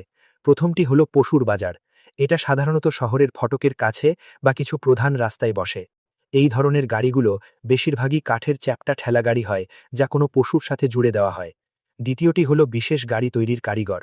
কিছু মানুষ কঠোর পরিশ্রম করে বিভিন্ন ধরনের গাড়ি তৈরি করেন এবং সঠিক পশু খুঁজে পেতেও সাহায্য করেন, কিন্তু এতে সবচেয়ে বেশি সময় লাগে এবং দামও সস্তা হয় না। তৃতীয় উপায়টি হলো দালালের মাধ্যমে। তাদের কাছে সবচেয়ে ভালো তথ্য থাকে। তারা পুরনো গাড়ি, ঘোড়া বা বাড়ির তথ্য বিক্রি করতে পারে এবং তার সাথে গ্যারেন্টিও দেয়। স্বাভাবিকভাবেই তাদের দামও সবচেয়ে বেশি হয়। ঝাওমিংয়ের গাড়ি কেনার জন্য বিশেষ কোনো চাহিদা ছিল না, শুধুমাত্র মালপত্র বহন করতে পারলেই যথেষ্ট ছিল। এখানে গন্ধটা বড্ড বেশি। এটা দেখে ঝাওমিং নিজের ভ্রু কুঁচকে নিল। এই গাড়ির বাজারে প্রচুর লোক ছিল এবং সব ধরনের পশুর গোবর জমা হয়েছিল। তা পরিষ্কার করার মতোও কেউ ছিল না। কিছুক্ষণ দেখার পর ঝাওমিং কিছুই বুঝতে পারল না। তারপর তার নজর একপাশে ছেঁড়া কোট জড়িয়ে এক কালো গাধার পাশে ঝুঁকে বসে থাকা এক বৃদ্ধ লোকের ওপর পড়ল। এই বৃদ্ধ লোকটাকে একটু বেশি সৎ মনে হচ্ছে। এটা ভেবে ঝাওমিং নিজেই কথা বলা শুরু করল। বাবা, এই গাধাটা কতই বিক্রি করবেন? সেই বলিরেখা ভরা মুখের বৃদ্ধ লোকটা নিজের চোখ দুটো অর্ধেক খুলে ঝাওমিংকে দেখল। সে নিজের ভাঙা গলায় বাজারের ভাষায় কিছু বলল। গাধার 4 বছর বয়স, পুরনো গাড়ির অ্যাক্সেল ক্ষয় হয়ে গেছে, দাম একদম, দরাদরি হবে না। ঝাওমিং এটা শোনা মাত্রই, এই কথা শুনে সে তখনই লজ্জিত হয়ে গেল। সে এটা বুঝতেও পারল না। এটা দেখে বৃদ্ধ লোকটার বুঝতে বাকি রইল না যে ঝাওমিং এই ব্যবসায় নতুন। সে তক্ষুনি জোশে চলে এলো। সে পাশের কালো গাধাটাকে চাপড় দিল। এটা পুরুষ গাধা, খাসি করা নয়, 4 বছর বয়স। এটা কিনলে সাথে ওই পুরনো চ্যাপ্টা গাড়িটা বিনামূল্যে পাওয়া যাবে। গাড়ি চলার সময় একদিকে টেনে যায় না। হ্যাঁ, দূর থেকে আওয়াজ অবশ্যই হয়। একদম 14 তলার উপর। বাবা, একটু কি সস্তা করা যায়? যুবক, এমন কোনো নিয়ম নেই। তুমি আসতেই সরাসরি দাম জিজ্ঞেস করলে আর আমি এক দাম বলেছি, তাই দাম কম হবে না। হ্যাঁ, যদি তুমি কাল আবার আসো তবে আলাদা কথা। হ্যাঁ, যদি তোমার আস্তিনে দরাদরি করার কৌশল জানা থাকতো তবে আমরা অবশ্যই কথা বলতে পারতাম, কিন্তু তুমি স্পষ্টতই এই ব্যবসার নিয়ম জানো না। হয়তো তোমার গাধা চেনার ক্ষমতাও নেই। ব্যবসার নিয়ম অনুযায়ী যা বলে দিয়েছি সেটাই শেষ। যদি আমি দাম বদলাই তাহলে আমি আমার নিজের নিয়মই ভাঙব। কিন্তু তুমি চিন্তা করো না, আমি যে দাম বলেছি তা একদম ন্যায্য। তুমি চাইলে পুরো বাজার ঘুরে আবার আসতে পারো। আসল কথা হলো, যদি তুমি বেশি খোঁজাখুঁজি করো তাহলে হতে পারে কারোর নজর তোমার ওপর পড়ে যাবে। এই জামানায় মাত্র 2 তোলার উপর জন্যেও কারোর জীবন চলে যেতে পারে, আর এটা তো 10 তোলারও বেশি কথা। এটা শুনে ঝাওমিং এক মুহূর্তের জন্য চমকে গেল। তারপর সে সাবধানে এদিক ওদিক তাকালো। কিছুক্ষণ ভাবার পর সে মাথা তুলে একটু সম্মানের সাথে বলল, এই নিন 15 তোলার উপর। খুচরো ফেরত দেওয়ার দরকার নেই, শুধু আপনি একটু বুঝিয়ে দিন। এ কথা শুনে বৃদ্ধ লোকটা চমকে গেল। তারপর সে হাসল এবং মানা করল না। সে শুধু রূপোটা নিজের থলেতে রেখে দিল। তুমি কিছুটা সরল ঠিকই, কিন্তু বোকা নও। এই বাজারে সব ধরনের মানুষ আছে, ভালোও আছে আবার মন্দও আছে। এমনকি সবচেয়ে সস্তা গাধার গাড়ির দামও 10 তোলার বেশি। যদি কেউ এটা চুপিসাকে হাতিয়ে নেয় তাহলে একবারেই তার পুরো পরিবারের বছর ভরের খরচ উঠে যাবে। তোমার সাথে এই ব্যবসার কোনো লোক নেই। টাকা হারানো তো ছোট ব্যাপার, ভয় হলো যদি কোনো খারাপ মানুষের পাল্লায় পড়ে যাও তাহলে জীবনটাই খোঁড়াতে হবে। এ কথা বলতে বলতে বৃদ্ধ লোকটা নিজের গলা আরও নামিয়ে নিল। বাজার থেকে বেরোনোর পর খেয়াল রাখবে যে কপালে মাঝখানে তিল ঠাকা কোনো লোক তোমার পিছু নিচ্ছে কিনা, অথবা লিকলিকে মুখ আর বাদরের মতো দেখতে যে নীল রঙের ছেঁড়া চোগা পড়ে আছে সে তোমার পিছু নিচ্ছে কিনা। যদি তেমন কাউকে দেখতে পাও তাহলে বুঝে নিও যে তোমার ওপর নজর রাখা হচ্ছে। তুমি নিজের খেয়াল নিজেই রেখো। আমি বুড়ো মানুষ এটা দেখতে চাই না যে আমার একটা গাধার গাড়ি কাল আবার এই বাজারে এসে দাঁড়িয়ে থাকুক আর নতুন কোনো ক্রেতার অপেক্ষা করুক। এতটুকু বলে বৃদ্ধ লোকটা মাথা ঘুরিয়ে কিছুটা দূরে চ্যাপ্টা গাড়ির ওপর বসে থাকা এক লোককে ডাকল। সানের, এই ছোট ভাইয়ের জন্য গাড়িটা জুড়ে দাও আর একে বাজার থেকে বাইরে পর্যন্ত ছেড়ে এসো। ঝাওমিং মাথা ঘুরিয়ে সাবধানে একবার দেখল যে একটা হট্টাকট্টা লোক চ্যাপ্টা গাড়িটা টেনে নিয়ে আসছে। সে ওটাকে কালো গাধাটার সাথে জুড়ল এবং তারপর লাগাম আর চাবুক তাকে দিয়ে দিল। চলো, আমি তোমাকে বাজার থেকে বাইরে ছেড়ে আসি। ধন্যবাদ পালোয়ান। এটা শুনে ঝাওমিং তাড়াতাড়ি ধন্যবাদ জানালো আর গাড়িতে উঠে বসল। কিছুক্ষণ পর ঝাওমিং সেই পালোয়ালের সাথে বাজার থেকে বেরিয়ে নিজের কেনা সব মালপত্র গাধার গাড়িতে চাপিয়ে নিল। রাস্তায় সাবধানে থেকো, পালোয়ান বিদায় জানালো এবং তারপর লম্বা লম্বা পা ফেলে বাজারে ফিরে গেল। সে দৌড়ে তার বাবার কাছে গেল, তাকে বিদায় দেওয়া হলো। চলো, আমরা কিছু জিনিস কিনে নি, এবার আমাদেরও ফিরে যাওয়া উচিত। বৃদ্ধ লোকটা মাথা নাড়ল, তারপর নিজের হাত পিছনে করে ওঠার এবং যাওয়ার জন্য প্রস্তুত হল। কিন্তু যেমন সে যেতে লাগলো কিছু কুদৃষ্টি তাদের ওপর পড়ল। এটা দেখে বৃদ্ধ লোকটা সাথে সাথে হাসল। বড় মজাদার ব্যাপার। কেউ আমাদের বাব্বেটাকে নিজের শিকার ভাবছে। এ কথা শুনে সেই পালোয়ান কিছুই বলল না, শুধু সে চুপচাপ নিজের হাতে থাকা বাঁশের লাঠিটা শক্ত করে ধরে নিল এবং নিজের চোখ কুঁচকে চটপটে হয়ে ডানে বামে তাকাতে লাগল। আগের বার আমি ওদের খুব একটা মারিনি, এবার তুমি আমাকে আটকাবে না, তাই না? যেই মরতে চায় তুমি তাকে মারতে পারো। এ কথা বলে বুড়ো লোকটা চুপচাপ চলে গেল। কিছুটা দূরে কিছু লোক একে অপরের দিকে তাকালো। তারা বেশি কিছু বলল না ঠিকই, তবে তাদের নজর বাঁদিকের ভ্রুয়ের মাঝে তিল থাকা এক মাঝবয়সী লোকের উপর গিয়ে আটকে গেল। পাও ভাই, আপনি কি বলেন? ওই বুড়োর সাথে লাগতে যাওয়া ঠিক হবে না। আপাতত ওকে ছেড়ে দিন। লাউচি, তুমি আমার সাথে চলো। বাকিরা এখানেই নজর রাখো। চুরি করতে পারলে চুরি করো, লুটতে পারলে লুটে নাও। জি। শহরের বাইরে দরজায় পাহারা দেওয়া সিপাহী তার গাড়িতে অনবরত তল্লাশি চালাচ্ছিল। ঝাওমিং তাকে কিছু তামার মুদ্রাও দিল, তবুও সে তাকে যেতে দিচ্ছিল না। এটা দেখে ঝাওমিং নিজের ভ্রু কুঁচকে নিল। যখন কিছু অদ্ভুত ঘটে তখন নিশ্চয়ই কোনো গোলমাল থাকে। ঠিক আছে, তুমি যেতে পারো। হঠাৎ এক সিপাহী চিৎকার করে উঠল। ঝাওমিং যে এতক্ষণ ভাবছিল কি করা যায়, এ কথা শুনে খুব খুশি হল। সে তাড়াতাড়ি সম্মতি জানালো এবং গাধাটাকে চাবুক মেরে এগিয়ে নিয়ে গেল। কিন্তু যেমনই ঝাওমিং সেখান থেকে বেরোল, দুটো ছায়া চুপিসারে সামনে এলো। তাদের মধ্যে একজন সেই লোকটাই ছিল যার ভ্রুয়ের মাঝে তিল ছিল, যাকে স্পষ্টতই কোনো ভালো মানুষ বলে মনে হচ্ছিল না। শহরের দরজা দিয়ে যাওয়ার সময় পাওভাই নামের ওই মাঝবয়সী লোকটা পাহারাদারকে, মানে দরজায় পাহারা দেওয়া দুই সিপাহীকে ইশারা করল। এটা দেখে সিপাহী হালকা হাসল। কোনো কথা না বলেই সবকিছু বোঝা হয়ে গিয়েছিল। এই ধরনের নোংরা কাজ করায় তারা পুরনো সঙ্গী ছিল। প্রতিদিন শহর থেকে বাইরে গাড়ি নিয়ে যাওয়া প্রায় সব মুখই চেনা হতো। যদি তারা কোনো নতুন মুখ দেখতে পেত, তবে তাদের শুধু তাকে দুটো ধূপকাঠি জ্বলার সময় পর্যন্ত আটকে রাখতে হতো। যদি বাজার থেকে কেউ আসে, তবে তারা তাকে যেতে দিত। যদি পাওভাইদের মতো লোকের দল লুটে সফল হতো, তবে তাদের ঘরে ভাগ হিসেবে দুটোর উপর মুদ্রা অবশ্যই পৌঁছে যেত। লুট অসফল হলেও তাদের এতে কিছু আসত যেত না। সর্বোপরি তারা তো আর লুটে সরাসরি অংশ নেয়নি। অবশ্যই কিছুটা সময়ের জন্য টালবাহানা করি। এখনো পর্যন্ত বাজার থেকে কেউ আসেনি, এর মানে গাড়িওয়ালা এখনো শিকার হয়নি। ওরা তাকে স্বাভাবিকভাবেই যেতে দেবে। এই ছেলের গাধার গাড়িতে প্রচুর মালপত্র চাপানো আছে, পরে আমরাও কিছুটা ভাগ পেয়ে যাব, কোনো সমস্যা নেই। এই কথা শুনে ওই পাওগে তাড়াতাড়ি মাথা নাড়ল। তখনই সে নিজের গতি বাড়িয়ে দিল এবং ঝাওমিংয়ের দিকে ছুটল। অন্যদিকে গাড়ি চালাতে থাকা ঝাওমিং জি জান দিয়ে চাবুক চালাচ্ছিল। কিন্তু আফসোস, এই কালো গাধা এমনিতেও জোরে দৌড়াত না এবং এখন এত বড় গাড়ি টানতে গিয়ে তার গতি আরও কমে গিয়েছিল। দাঁড়া মায়ের ভোগে যাওয়া ছেলে! এটা দেখে পেছনে আসতে থাকা পাওগে আর লাউচি তক্ষুনি অস্থির হয়ে উঠল এবং দ্রুত পিছু নিতে লাগল। সেই দুটো ছায়া ঠিক পেছনে পৌঁছে যাওয়া দেখে ঝাওমিং সাহস জোগাল এবং নিচু গলায় চিৎকার করে উঠল। নিজেকে সাহস দিয়ে বলল, শালা যা হবার দেখা যাবে। এ কথা বলে ঝাওমিং জোরে লাগাম টানল। গাধার গাড়ি থেকে নিচে লাফ দেওয়ার পর সে হড়বড় করে নিজের কাপড়ের ভিতর থেকে কিছু একটা বের করল। পুরনো কাপড়ে জড়ানো তামার মুদ্রাগুলো খটমট করে নিচে ছড়িয়ে পড়ল এবং সে দ্রুত 10 তায়েলের একটা রূপোর নোট বের করল, যা দুমড়ে মুচড়ে চড়াজীর্ণ হয়ে গিয়েছিল। ওটা তামার মুদ্রার স্তূপের উপর ছুড়ে দিল। তারপর ভয়ের নাটক করতে করতে কাঁপা কাঁপা গলায় বলল, বাহাদুরের দল, শান্তিতে কথা বলা যেতে পারে। এই টাকা আপনারা নিয়ে নিন, মদ খাবেন, আমাকে যেতে দিন, কেমন হবে? সর্দার পাওগে কয়েক কদম দূরে থামল। তার চওড়া দাগওয়ালা মুখে হালকা একটা হাসি ছিল। সে প্রথমে মাটিতে পড়ে থাকা টাকার ওপর নজর দিল এবং তার চোখে একটা লোভের পলক খেলে গেল। যেমনই সে ওগুলো তুলতে যাচ্ছিল, সে দেখল যে বাতাসের একটা ঝাপটা ঘাসের ওপর দিয়ে বয়ে গেল। এরপর সে টাকা তোলার চিন্তা ছেড়ে দিল এবং ঝাওমিংকে ঘুরতে লাগল। হ্যাঁ, তুই তো বেশ বুদ্ধিমান, কিন্তু তোর টাকাও আমার চাই, তোর গাড়ির মালপত্রও আমার চাই, আর তোর জীবনটাও আমাদের নিতে হবে। যদি তোকে জীবিত ছেড়ে দিই, তাহলে তুই পরে গিয়ে কাচারিতে আমাদের বিরুদ্ধে নালিশ করবি। তাহলে আমরা ভাইয়েরা বাঁচব কি করে? লাউছি, তুই কাজ খতম কর। এ কথা শুনে লাউছি নামের সেই লম্বা পাতলা লোকটা তক্ষুনি এগিয়ে এলো। তার হাতে একটা ছোট ছুরি ছিল, যা এক ঠান্ডা চমকের সাথে সোজা ঝাওমিংয়ের দিকে এলো। ঝাওমিংয়ের চোখের মণি সংকুচিত হয়ে গেল। সে নিজের শরীর ঘোরালো এবং রাস্তার ধারে ঘন ঘাসের দিকে লাফ দিল। হ্যাঁ, তোর মনে হয় তুই পালাতে পারবি? যদি তুই পালিয়ে যাস, তাহলে আমি তোকে নিজের বাপ বলে মানব। লাউছিয়ের মুখ ঘৃণায় ভরা ছিল।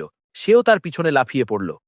কিন্তু যেই মুহূর্তে সে পিছু নিল, যান বাঁচিয়ে পালাতে থাকা ঝাওমিং হঠাৎ ঘুরে গেল।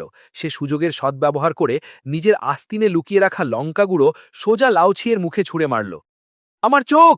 লাউছি এই আচমকা আক্রমণের জন্য প্রস্তুত ছিল না। সে অজান্তেই নিজের চোখ ঢেকে ফেলল এবং ব্যথায় চিৎকার করতে লাগল। এটা দেখে ঝাওমিং বিন্দুমাত্র ইতস্তত করল না এবং নিজের কাপড়ে লুকিয়ে রাখা খঞ্জরটা সে আগেই ধরে ফেলেছিল, কোনো কথা না বলে ওটা লাউছিয়ের গায়ে গেঁথে দিল। লাউছি শুধু নিজের পেটে তীব্র ব্যথা অনুভব করল এবং অজান্তেই সে ওটা চেপে ধরতে চাইল, কিন্তু পরের মুহূর্তেই খঞ্জরটা বাইরে টেনে নেওয়া হলো এবং চোখের পলকে আবার তার গলায় গেঁথে দেওয়া হলো। গরম রক্ত তক্ষণই ছিটকে বের হলো এবং গলা বেয়ে নিচে নামতে লাগল। তার জামাকাপড় ভিজে গেল এবং তার শরীরটাও সোজা মাটিতে আছড়ে পড়ল। এটা দেখে ঝাওমিং এগিয়ে গেল এবং তার হাত থেকে খঞ্জর কেড়ে নিয়ে সোজা পাওগের দিকে ছুটল। সে দেখল পাওগে নিজের হাঁটুর ওপর ভর দিয়ে ঘাসের মধ্যে কিছু খুঁজছিল। যেমনই সে টাকাগুলো পেল, সে খুশি হতে না হতেই লাউছিয়ের চিৎকার শুনতে পেল। যেমনই সে উঠে দেখতে যাবে, একটা খঞ্জর দ্রুত গতিতে তার দিকে ছুঁড়ে মারা হলো। পাওগে হড়বড় করে একপাশে সরে গেল এবং ঘুরে সতর্ক হয়ে গেল। সে দেখল যে ঝাওমিং খুব একটা দূরে ছিল না। ভালো ছেলে, লাউছিয়েকে মেরে ফেললি, তোর মধ্যে কিছুটা তো দম আছে। ঝাওমিং চুপ করে রইল। সে শুধু আরেকটা খঞ্জর ছুঁড়ে মারল। এবারও পাওগে হাত তুলে নিজের তলোয়ার দিয়ে ওটাকে হাওয়াতেই নামিয়ে দিল। তারপর অবজ্ঞার সাথে বলল, হ্যাঁ, বেকার। এ কথায় অবজ্ঞায় মেতে উঠল।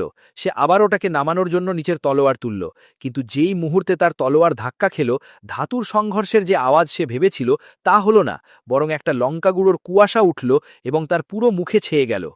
দুই ধরনের অনুভূতি একসাথে তার পুরো শরীরে দৌড় গেল এবং তার চোখ থেকে জল বেরিয়ে এলো। সে হাঁচি দেওয়া থেকে নিজেকে আটকাতে পারল না।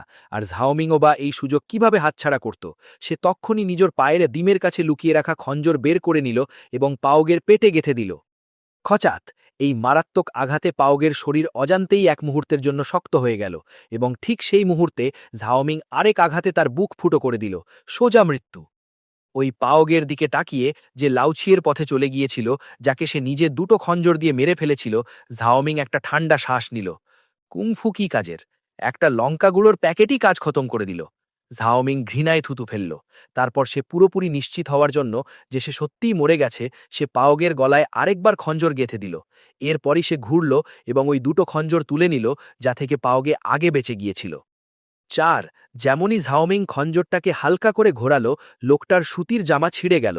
ঝাওমিং তার হাত ভিতরে ঢোকালো। সে দুজনের পকেটে হাতড়াতে শুরু করল এবং সত্যি সত্যিই কিছু তামার মুদ্রা বের করে আনল। সে সাবধানে ওগুলো গুনল। পুরো ১০০-র চেয়েও বেশি মুদ্রা ছিল। এছাড়াও একটা টোকেনও পাওয়া গেল। ওই টোকেনটা না জানি কত সময় ধরে ঘষা খাচ্ছিল। তার ৪টে কোণ গোল এবং মসৃণ হয়ে গিয়েছিল এবং তার ওপর কালির দাগ ছিল। তার ওপর ব্ল্যাক টাইগার দুটো শব্দ খোদাই করা ছিল। Black tiger gang! এটা দেখে ঝাওমিংয়ের কপাল কুঁচকে গেল। ব্ল্যাক টাইগার গ্যাং সাংশান কাউন্টির অন্যতম নামকরা দল। বলা হতো যে তাতে প্রায় ১০০ জন লোক ছিল। সাধারণ দিনে দুটো রাস্তা থেকে হাপ্তা ওসুল করার ছাড়াও তারা কিছু ছোটখাটো চুরিও করত। জেলা ম্যাজিস্ট্রেট তাদের এই জন্য খতম করত না, কারণ এই ব্ল্যাক টাইগার গ্যাং প্রতি বছর সেনাবাহিনীতে ভর্তি হওয়ার সংখ্যা পূরণ করার জন্য নিজেদের গ্যাং থেকে বেশ কিছু লোককে বেছে পাঠাত। আর দ্বিতীয় কারণটি হল, এই ব্ল্যাক টাইগার গ্যাংয়ের প্রধান তাদের প্রচুর টাকাও দিত। যখন আমার বাবা আর দাদা সীমান্তে যায়নি, তখন তাদের প্রায় শিকার করে শহরে বিক্রি করতে আসত। সেই সময় তাদের থেকে খুব জোর জবরদস্তি টাকা আদায় করা হতো। এটা আমার বাবা আর দাদার প্রতিশোধ নেবার মতোই হলো। ঝাওমিং আস্তে করে বিড়বিড় করল। শুধু আফসোসের কথাই, দুটো শালাও কঙ্গাল। কোনো আশ্চর্য নেই যে তারা আমাকে নিজেদের নিশানা বানিয়েছিল। ঝাওমিং আবার আস্তে করে কিছু বলল, তারপর মাটিতে পড়ে থাকা লাশগুলোকে টেনে নিয়ে ঝোপের আড়ালে চলে গেল। সে ডানে বামে তাকালো এবং যখন নিশ্চিত হল যে কেউ দেখেনি, তখন সে গাধার গাড়ির ওপর লাফিয়ে বসে পড়ল এবং চাবুক ঘোরাতে লাগল। ঝাও পরিবারের উপত্যকার দিকে রওনা দিল। জ্যোৎস্না রাত ছিল গভীর, যা পৃথিবীতে ছড়িয়ে পড়েছিল। হেলে দুলে থাকা গাছগুলোর ছায়া আবছা দেখা যাচ্ছিল এবং একটা কাক ঠান্ডা ডালে বসে কাঁ কাঁ করছিল। এই মুহূর্তে শরতের হাওয়া জোরালো বইছিল, কুয়াশা পড়ছিল এবং ঠান্ডার কারণেই রাতের আকাশে কালো মেঘ কম ছিল। জ্যোৎস্না রাতের রাস্তা খুব পরিষ্কার দেখা যাচ্ছিল। লণ্ঠন না থাকলেও ঘরের রাস্তা স্পষ্ট বোঝা যাচ্ছিল। শুধু এটুকুই যে গাড়িটা কিছুটা ধীরে চলছিল। সেই সামান্য চড়চড় আওয়াজ করা গাড়িটা অন্ধকার রাতে দুলতে দুলতে কানের ভেতর খুব চিমটি কাটছিল। ঝাও মিং নিজের চোখ কুঁচকে নিল। তার মুখে কেনা মিষ্টি শুকনো ফল ছিল। সামনে আসতে থাকা ঝাও পরিবারের উপত্যকা দেখে তার মনের ভেতর এক অদ্ভুত আলোড়ন সৃষ্টি হচ্ছিল। এখন ঘরে মাংস আছে, পকেটে টাকা আছে, গাড়িতে শস্য আছে এবং এক অত্যন্ত লাবণ্যময়ী বৌদি আছে যে মনে প্রাণে আমার সেবা করে। শীঘ্রই আমি একটা ভালো জীবন কাটাতে পারব।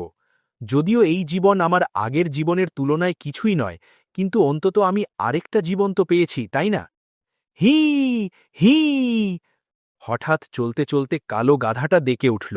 সে একটা অদ্ভুত চিৎকার করল, যা নিজের মুখের মিষ্টতার আনন্দ নিতে থাকা এবং ভবিষ্যতের স্বপ্ন দেখতে থাকা ঝাও মিংকে হঠাৎ চমকে দিল এবং সে অজান্তেই নিজের আস্তিন স্পর্শ করল। দুটো খঞ্জর তার হাতে চলে এসেছিল। লঙ্কা গুঁড়োর বেঁচে থাকা শেষ প্যাকেটটাও চুপিসারে একটা ছোট্ট ফুটো করে কাটা হয়েছিল। যদি পরিস্থিতি স্বাভাবিক না হয় তাহলে লঙ্কা গুঁড়ো দিয়েই স্বাগত জানাতে হবে। খো খো খো খো বড়দা, ধীরে চলো, মেজদার খুব গভীর চোট লেগেছে আর আমার বুকে আমার ভয় হচ্ছে হাড় ভেঙে গেছে। তখনই পাশ থেকে একটা নিচু চাপা আওয়াজ এলো। মাথা ঘুরিয়ে দেখতেই যে কথা বলছিল সে অন্য কেউ নয়, বরং ছেঁড়া খোড়া পোশাক পরা এবং অনবরত কাশতে থাকা ঝাও ডি ছিল। এটা দেখে ঝাও মিং চলকে গেল। ঝাও হাই, ঝাও তিয়ানাং, ঝাও ডি, এই ৩ লি ভাই কোনো সাধারণ লোক নয়। সিস্টেম থেকে পাওয়া তথ্য অনুযায়ী এই ৩ জন সম্ভবত অনেক মানুষের ওপর হামলা করে তাদের মেরে ফেলেছে। এখন যখন তারা আহত, তাহলে আন্দাজ করা যায় যে অন্যদের লুট করার সময়ই তারা আহত হয়েছে। এটা ভেবেতেই ঝাওমিংয়ের মনে এক মুহূর্তের জন্য ঘাবড়ানি খেলে গেল। এই সব লোক খলনায়ক অপরাধী, এদের হাতে অনেক মানুষের রক্ত লেগে আছে।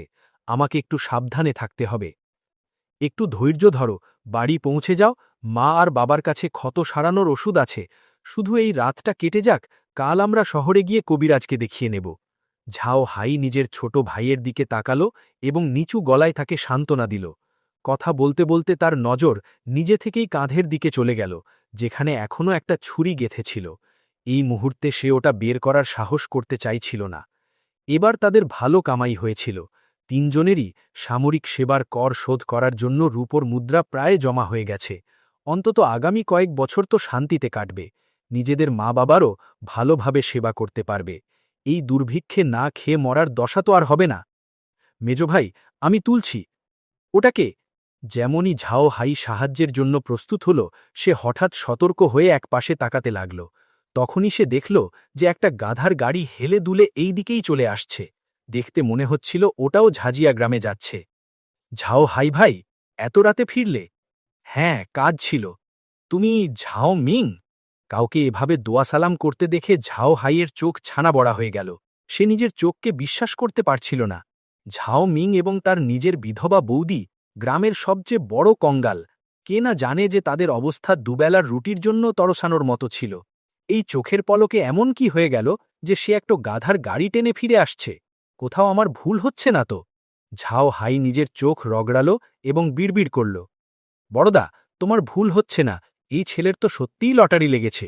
পাশে দাঁড়িয়ে থাকা ঝাও ডি ধীরে ধীরে ফিসফিস করল। তার চোখে লোভের ঝিলিক ছিল। ভাই খুব ভালো করেই জানত তার ভাইয়ের কথার মানে কি। যদি সত্যি একে লুট করার সুযোগ পাওয়া যায়, তাহলে এর থেকে ভালো কিছু হবে না। শুধু সমস্যা এই যে আমরা ঝাজিয়া গ্রামের খুব কাছে আছি।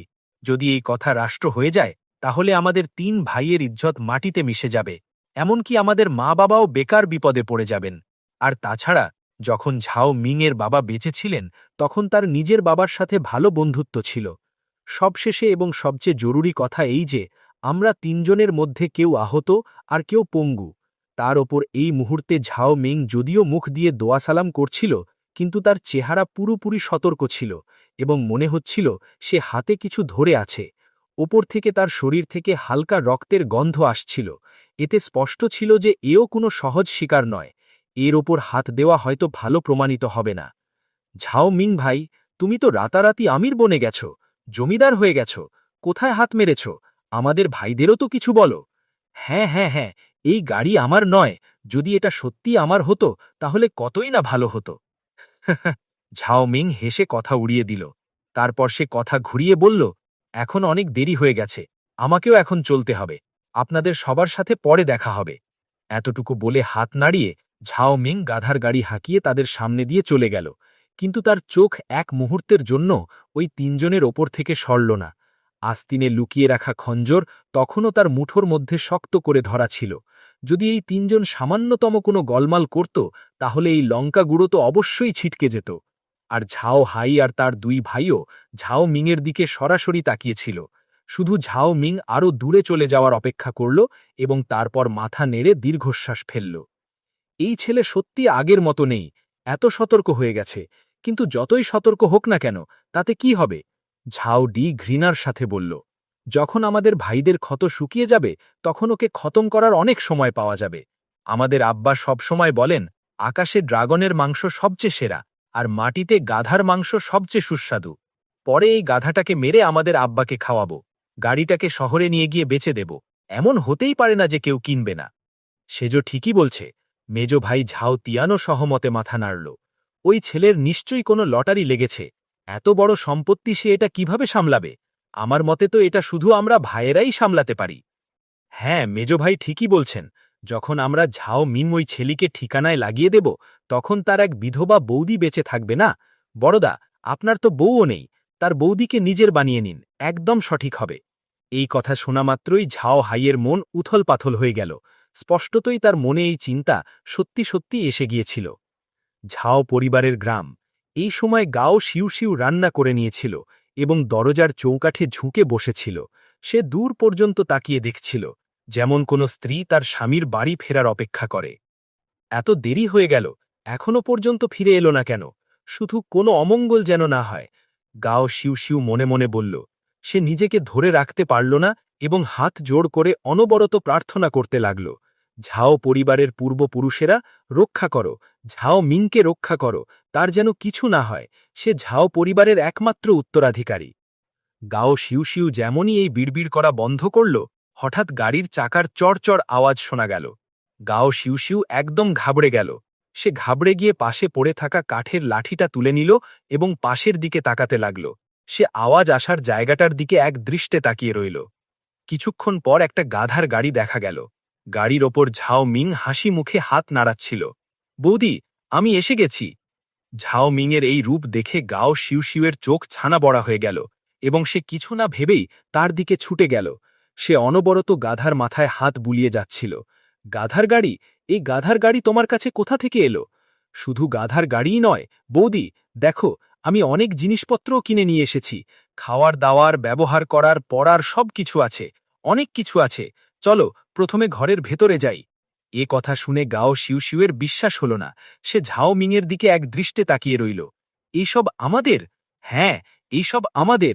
বৌদি, এখন থেকে আমরা ভালো জীবন কাটাতে পারি। এ কথা শোনা মাত্রই গাও শিউ শিউয়ের চোখে জল চলে এলো এবং তারপর সেগুলো বড় বড় ফোঁটায় পরিণত হয়ে চোখের কোণ দিয়ে বয়ে গেল, মাটিতে টপ টপ করে পড়তে লাগল। কত ভালো হলো, পূর্বপুরুষেরা আমাদের রক্ষা করেছেন। সত্যি এটা পূর্বপুরুষেরই আশীর্বাদ। এ কথা বলতে বলতে গাও শিউ শিউ নিজের চোখ মুছল। সবশেষে সে তার দুই হাত জোর করল এবং ঘরে পূর্বপুরুষদের বেদির দিকে মুখ করল। বিড়বিড় করে বলল, ঝাও পরিবারের পূর্বপুরুষেরা, আপনারা সবাই দেখছেন, আমি আপনাদের ছেলের বউ গাও শিউ শিউ আপনাদের জন্য আরও বেশি কাগজের টাকা অবশ্যই পোড়াব। নিজের বৌদিকে এভাবে করতে দেখে ঝাও মিং তাকে আটকাল না, শুধু বড় দুঃখের সাথে নিজের বৌদির চোখের জল মুছিয়ে দিতে সাহায্য করতে লাগল। কেঁদো না বৌদি, খিদে পেয়েছে নিশ্চয়ই। চলো, আমি কতক্ষণ আগে রান্না করে নিয়েছি, শুধু তোমার ফেরার অপেক্ষা করছিলাম। আরে হ্যাঁ, তুমি সামরিক সেবার করের জন্য টাকা জোগাড় করেছ তো? যদি জোগাড় না করে থাকো, তাহলে কাল আমরা এই গাধার গাড়িটা বিক্রি করতে নিয়ে যাব। অনেক আগেই জোগাড় করে নিয়েছি। বৌদি, তুমি দেখো। ঝাও মিং ঝটপট নিজের বেঁচে যাওয়া নোটগুলো বের করল। ওই কয়েকটি নোট দেখে গাও শিউ শিউ আরও বেশি অবাক হয়ে গেল। তার হাত কাঁপছিল। ধীরে ধীরে সে সেগুলো নিল এবং জ্যোৎস্নার আলোয় নিজের সামনে রেখে খুঁটিয়ে খুঁটিয়ে দেখার পর তার শ্বাস আটকে গেল। আসল? এগুলো সবকটা আসল? ঝাওমিং, অবশেষে তুমি এগুলো কোথা থেকে নিয়ে এলে? চিন্তা করো না, এই টাকা সততার উপার্জনের। আমি যখন পাহাড়ে ঘুরছিলাম তখন দুটো জিনসেংয়ের মূল দেখতে পাই, হাতে হাতে বিক্রি করে দিলাম, আর দেখো টাকা চলে এলো। শুধু এটুকুই নয় বৌদি, তুমি দেখো, আমি এই গাড়িতে তোমার জন্য প্রচুর জামাকাপড়ও কিনে এনেছি। জামাকাপড়? তুমি এত অপচয় কেন করছো? আমাদের পরিবার শুধু ঠান্ডা লেগে মরে না গেলেই হলো, এটুকুই যথেষ্ট। যে কোনো বিপদের জন্য তোমার টাকা বাঁচিয়ে রাখা উচিত। এ কথা শুনে ঝাওমিং তক্ষুনি মাথা নাড়ল। না, আমরা গাও শিউ নিজের মাথা তুলল। সে ঝাওমিংয়ের দিকে তাকালো, কিন্তু দেখল সে আরও বেশি সাহসী হয়ে উঠেছে। সে তার বৌদির হাত ধরে ফেলল এবং অন্য হাত দিয়ে তাকে কোমর জড়িয়ে ধরে নিজের বুকের কাছে টেনে নিল। তার হাত একদম সঠিক জায়গায় পড়ল, ঠিক তার বাঁ নিতম্বের উপর। এই সময় দুজনে একে অপরের সাথে শক্ত করে সেটেছিল। ঝাওমিং ওপর থেকে তাকে দেখছিল এবং তার শ্বাস গাও শিউর মুখে এসে পড়ছিল। তুমি এটা কি করছো? বৌদি, আমি কথা দিচ্ছি, আমি তোমাকে ভবিষ্যতে এমন একটা জীবন দেব যেখানে তুমি মাংস আর শস্য খেতে পারবে। আমি বুঝতে পেরেছি, আমাকে ছাড়ো। গাও শিউর মুখ লজ্জায় লাল হয়ে গেল। সে ঝাওমিংকে এক ঝটকায় ধাক্কা দিয়ে ঘরের ভেতরে পালিয়ে গেল। বৌদি, পালিয়ে যেও না, তাড়াতাড়ি করে শস্যগুলো মাটির তলার ঘরে অর্থাৎ তহখানায় রাখতে আমাকে সাহায্য করো। বাকি জিনিসপত্র ঘরের ভেতরে নিয়ে চলি, তারপর কথা হবে। কাল একটা কাঠের খাটও আসবে, তখন আমাদের আর ভাঙা কাঠের তক্তার উপর গাদাগাদি করে ঘুমাতে হবে না। হ্যাঁ, গাও শিউ যে চলে গিয়েছিল ফিরে এলো। তার বিশ্বাসই হচ্ছিল না। তুমি একটা কাঠের খাটও কিনেছ? হ্যাঁ, একদম। এটা একটু বেশি জাঁকজমক দেখানো হয়ে যাবে না? এখন গ্রামে সবাই নিজের চরম গরিবীর মধ্যে দিন কাটাচ্ছে, আর হঠাৎ আমাদের পরিবার বড়লোক হয়ে গেল। রেখে তো দেব, কিন্তু কেউ হিংসের চোটে মাঝরাতে কোনো গোলমাল করবে না তো? এ কথা শুনে ঝাওমিং চমকে উঠল। তার গ্রামবাসীদের স্বভাব মনে পড়ে গেল। কারোর কাছে কিছু থাকলে হিংসে করে, আর না থাকলে হাসাহাসি করে। এটা ভেবে তার কপাল কুঁচকে গেল, কিন্তু তারপর সে ভাবল যে তার কাছে তো সিস্টেম আছে। যদি সত্যি কোনো গোলমাল হয় তবে সিস্টেম তাকে আগে থেকেই সতর্ক করে দেবে। এটা ভেবে ঝাওমিং তাকে সান্ত্বনা দিয়ে বলল, বৌদি, তুমি চিন্তা করো না, আমি আছি তো, কিছুই হবে না। কিছুক্ষণ পর দুজনে শস্য ভরে মাটির তলার ঘরে রেখে দিল। তারপর তারা আগুন জ্বালালো এবং একটা পাত্রে ডাল ভাতের জাউ বা দলিয়া রান্না করল। কুকুরের মাংসের সাথে দুজনে খুব তৃপ্তি করে খেল। বৌদি, আমি বিশেষভাবে তোমার জন্য জামা কাপড় এনেছি, খাওয়ার পর তুমি এগুলো বদলে নিও, ঝাওমিং নিচু গলায় বলল। টাকাগুলো এভাবেই খরচা করে দিলে? গাও শিউ মুখ বেঁকিয়ে কিছু একটা বলল, কিন্তু তার মন খুশিতে ভরে গিয়েছিল। এর আগে সে ঝাওমিংয়ের আনা কাপড়গুলো হাত দিয়ে ছুঁয়ে দেখেছিল। সেগুলো খুব চমৎকার কাপড় দিয়ে তৈরি ছিল, তার বিয়েতে তৈরি কাপড়ের চেয়েও ভালো। এই মুহূর্তে তার মন এক অবর্ণনীয় খুশিতে ভরে গিয়েছিল।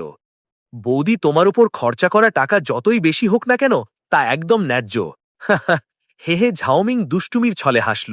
তারপর সে মাথা ঘুরিয়ে জানলার বাইরে তাকাল এবং হঠাৎ বলল, বৌদি, আমার মনে হয় আবহাওয়াটাও ঠান্ডা হয়ে গেছে। শুধু কাঠের তক্তার ওপর ঘুমোনো ঠিক নয়, কেননা আমরা তক্তাগুলো একসাথে জুড়ে তার ওপর বিছানা পেতে একে অপরের সাথে সেটে ঘুমাই, অন্তত কিছুটা তো পাওয়া যাবে। এ কথা শুনে গাও শিউ এক মুহূর্তের জন্য চমকে গেল, আর ঝাওমিলের দিকে এক দৃষ্টে তাকিয়ে রইল। আগে ঘরে খুব গরিবী ছিল। ঝাও পরিবারের বংশ এগিয়ে নিয়ে যাওয়ার জন্য সে নিজেকে মানসিকভাবে প্রস্তুত করেছিল। সে নিজের শরীর ঝাওমিংকে সঁপে দিয়ে তাদের বংশের সন্তানের জন্ম দিতে চেয়েছিল। কিন্তু এখন ঘরে টাকার অভাব ছিল না। ঝাওমিংকে নিজেকে সঁপে দিতে সে যে প্রস্তুত ছিল না এমন নয়, শুধু তার মানুষের কথার ভয় ছিল। এটা ভেবে গাও শিউ দ্বিধায় পড়ে গেল। কিছুক্ষণ পর সে নিচু গলায় বিড়বিড় করল, আমি আমি জামাকাপড় পরে দেখছি। এ কথা বলে গাও শিউ চলে গেল। ঝাওমিং তার মাথা চুলকাল এবং কিছুক্ষণ পর একটা দীর্ঘশ্বাস ফেলল। বাদ দাও, আগে ঘরটা ঠিকঠাক করে নি, তারপর কিছু বলা যাবে। এখনো দেরি হয়ে যায়নি। তাছাড়া আমার এই শারীরিক অবস্থাও এখন ঠিক নয়। যদি ৩ সেকেন্ডেই আমার কাজ খতম হয়ে যায় তাহলে তো খুব বেইজ্জতি হবে। এটা ভেবে ঝাওমিং আর কিছু বলল না, আর চুপচাপ বিছানা পাততে লাগল। আর অন্যদিকে দেওয়ালের ওপারে খড়ের কুড়ে ঘরে শুকনো ঘাস আর পুরনো ছেঁড়া কাপড়ে সেলাই করা জাজিমের উপর গাও শিউ অলরেডি জামাকাপড় বদলে নিয়েছিল। এই মুহূর্তে তার মুখ লাল হয়ে গিয়েছিল। সে অর্ধেক মাথা ঘুরিয়ে খড়ের পর্দা দিয়ে ঢাকা দরজার দিকে তাকাল। যখন বেশ কিছুক্ষণ ধরে ঝাওমিংয়ের কোনো পাত্তা পাওয়া গেল না, তখন সে নিচু গলায় বিড়বিড় করে উঠল, ইচ্ছে আছে, কিন্তু সাহস নেই। আমি বেকারই নিজেকে বুঝিয়েছিলাম। ইস! এটা ভেবে গাও শিউ নিচে মাথা ঝুঁকিয়ে নিজের বিশেষভাবে তৈরি করে রাখা সাদা কাপড়ের টুকরোটার দিকে তাকাল। এই কাপড়টা আসলে নিচে পাতার ছিল, যাতে তার ওপর কুমারিত্বের রক্ত লাগতে পারে। শরীরের পবিত্রতা প্রমাণ করা এই কাপড়টা এভাবেই রোখে রয়ে গেল। বাদ দাও, এখনো তো অনেক সময় আছে। এই বহু বছর ধরে নিজের শরীর রক্ষা করতে গিয়ে গাও শিউশিউকে কখনো অন্য কেউ ছুঁয়ে দেখেনি, কিন্তু যখন থেকে সে নিজেকে ঝাও পরিবারের একটা উত্তরাধিকারী দেওয়ার জন্য বুঝিয়েছিল, তখন থেকে সে মনস্থির করে নিয়েছিল যে এই শরীর তাকে ঝাওমিংয়ের জন্যই বাঁচিয়ে রাখতে হবে। সেই পবিত্রতার কাপড়টা খুব সাবধানে গুছিয়ে রাখার পর গাও শিউ কাঠের তক্তার ওপর শুয়ে পড়ল, আর জানলার দিকে তাকাতে তাকাতে তার মন অন্য কোথাও হারিয়ে গেল। সে মনে মনে এই কল্পনা করা থেকে নিজেকে আটকাতে পারছিল না যে ভবিষ্যতে ঝাওমিং কেমন হবে। এই ছেলের ইচ্ছে আছে কিন্তু সাহস যথেষ্ট নয়। পরের দিন শনশন করে শরতের হাওয়া বইছিল, কুয়াশা পড়তে শুরু করেছিল, আর সেই ভাঙা দরজাটা চরচর শব্দ করছিল। আওয়াজ পরিষ্কার শোনা যাচ্ছিল। ঝাওমিং যে প্রথমে কাঠের তক্তার ওপর কুকড়ে আরামে ঘুমাতে চেয়েছিল, সে ধীরে ধীরে নিজের চোখ খুলল। মাংসের একটা হালকা সুগন্ধ আটার গন্ধের সাথে মিশে আসছিল। বিছানা থেকে ওঠার পর সে রান্নাঘরের দিকে গেল। দেখল গাও শিউ আটা মাখছিল। খিদে পেয়েছে তাই না? হে হে, আজ সকালে আমরা মাংসের বান বানাবো। ভালো কথা এই যে আমাদের ঘরে কিছু বুনো আনাজও বেঁচে আছে। আমি সেগুলোকেও কেটে আটার সাথেই মিশিয়ে নিয়েছি। এটাকে যখন চর্বিযুক্ত তেলে ভাজা হয় তখন এটা খুব সুস্বাদু লাগে। তুমি একটু পরে বেশি করে খেয়ে নিও। এটা শুনে ঝাওমিং হাসতে হাসতে মাথা নাড়ল, আর তার মন মিষ্টতায় ভরে গেল। ধক ধক ধক, হঠাৎ দরজায় জোরে ধাক্কা দেওয়ার আওয়াজ এলো। মিং ভাই! এই ধাক্কা দেওয়ার আওয়াজ শুনে ঝাওমিং চমকে গেল। কিছুটা কৌতূহলের সাথে সে এগিয়ে গিয়ে দরজা খুলল। দেখল একটা ছেলে, যার নাক দিয়ে জল পড়ছিল, নিজের কালো আর তেলচিটে আস্তিন দিয়ে নিজের নাক মুছছিল, আর মাথা তুলে বলল, শিউ বৌদি, কি ব্যাপার মিং ভাই? কেউ আপনার সাথে দেখা করতে এসেছে। আপনি দেখুন তো, এটা মাস্টার ঝাওয়ের ঘরের জন্য। পাশ থেকে হাসির আওয়াজ এলো। ঝাওমিং মাথা ঘোরালো আর অবাক হয়ে গেল। দেখল একটা গাধার গাড়ির ওপর প্রচুর কাঠের তক্তা আর দুটো বাঁশের চাটাই রাখা আছে। আমার পদবি ডং, আমি শহরের দোকানের জিনিসপত্র পৌঁছে দিই। আপনি কাল ওখানে বায়না দিয়েছিলেন। আজ সকাল হওয়ার আগেই আমি উঠে সব তৈরি করতে লাগলাম। আপনি এসে দেখে নিন। কাঠের ফ্রেমের দুটো খাট, সাথে দুটো বাঁশের চাটাই বিনামূল্যে, ঠিক আছে তো? যেমনই সে এটা শুনল, সে তাড়াতাড়ি এগিয়ে গিয়ে ওই গাধার গাড়িটার ওপর নজর বুলালো, তারপর হাসতে হাসতে মাথা নাড়ল। সত্যি খুব তাড়াতাড়ি করেছ। তাড়াতাড়ি ভেতরে এসো। ঠিক আছে ঝাও সাহেব, আপনি বলুন এই খাট কোথায় লাগাতে হবে। আমি এটা এক্ষুনি আপনার জন্য লাগিয়ে দিচ্ছি। প্রথমে পশ্চিমের ঘরে চলুন। ওটাকে ওই কাঠের তক্তার পাশে লাগিয়ে দাও। ঠিক আছে, দয়া করে একটু অপেক্ষা করুন। হাহা, বুড়ো ডং এটা শুনল আর তক্ষুনি হাসতে হাসতে গাধার গাড়ির কাছে ফিরে গেল, আর নিজের কাঁধের ওপর একটা ছেঁড়া কাপড়ের ফতুয়া ফেলে নিল। তারপর সে ওই কাঠের তক্তার খাটটাকে ঘরের ভেতরে নিয়ে যেতে লাগল। আর পাশে দাঁড়িয়ে থাকা ওই ছোট বাচ্চাটা শুধু মাথা তুলে নিচু গলায় বিড়বিড় করছিল, মিং ভাই, তুমি তো বড়লোক হয়ে গেছ। তুমি তো খাটও ব্যবহার করতে শুরু করলে। এটা তো ধনী লোকেরাই ব্যবহার করতে পারে। আমার মা বলল যে এই দুটো খাটের দাম কম করে ৩-৪টে রূপোর মুদ্রা হবে। গ্রামের মুখে অনেকেই তোমার ব্যাপারে কথাবার্তা বলছে। বলছে যে তুমি বাঁচতে জানো না। অল্প কিছু টাকা আসতেই দেখনদারি করতে শুরু করেছ। অন্যদের নকল করে খাটে ঘুমাচ্ছ।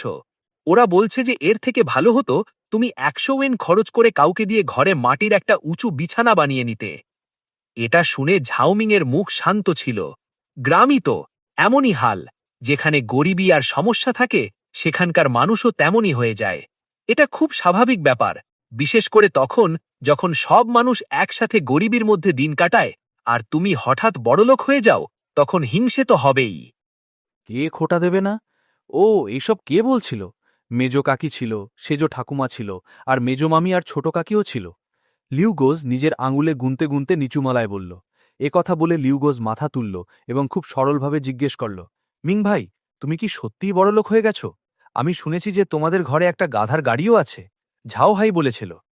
গতরাতে দেখা সেই ৩ ভাইয়ের কথা মনে করে ঝাওমিং নিজের ভ্রু কুচকে পাল্টা জিজ্ঞেস করল, হ্যাঁ, আমার মনে হয় গ্রামে শীঘ্রই কেউ তোমার কাছে এটা জানতে আসবে যে এই সব জিনিস কোথা থেকে এলো। এটা শুনে ঝাওমিং অবজ্ঞার হাসি হাসল। জানতে আসবে? এই সব ফালতু জিনিসের ব্যাপারে তারা কি ভাবছে তা কি সে জানে না? শুধু আমার থেকে সস্তায় কিছু হাতিয়ে নিতে চায়। লিউগোজ, ধন্যবাদ। ভবিষ্যতে অন্য কোনো খবর থাকলে চুপিসারে আমাকে জানিয়ে দিও। মিং ভাই তোমার সাথে কখনো খারাপ করবে না, বুঝেছ? চিন্তা করো না মিং ভাই, আমি সব বুঝি। এটা দেখে লিউগোজ তারা থেকে মাথা নাড়ল এবং তার নাক অনবরত সর্দি টানছিল। তার চোখ দুটো সোজা রান্নাঘরের দিকে টিকেছিল। স্পষ্টতই পাত্র থেকে আসা নুডলস আর মাংসের সুগন্ধ তাকে লোভ দেখাচ্ছিল। খিদে পেয়েছে, তাই না? ঠিক আছে, চলো খাওয়া দাওয়া করা যাক। মিং ভাই, এটা ঠিক দেখায় না। লিউগোস নিজের নাক মুছল, কিন্তু তার চোখ দুটো খুব সততার সাথে রান্নাঘরের দিকে দেখছিল যে সেখানে কোনো গোলমাল আছে কিনা। ঝাউমিং হাসতে হাসতে লিউগোসকে নিজের ঘরের দিকে টেনে নিয়ে গেল। কিছুক্ষণ পর লিউগোস একটা মাংসের রুটি ধরে বড় বড় কামড়ে খাচ্ছিল। বৌদি, একটু পরে যে বুড়ো লোকটা খাট লাগাতে আসবে তাকেও একটা দিয়ে দিও। ঠিক আছে, আমি মনে রেখেছি। গাও শিউশিউও মানা করল না। সে ধীরে ধীরে মাথা নাড়ল। তারপর যেন তার কিছু মনে পড়ল। আজ তুমি বাইরে যাচ্ছ নাকি?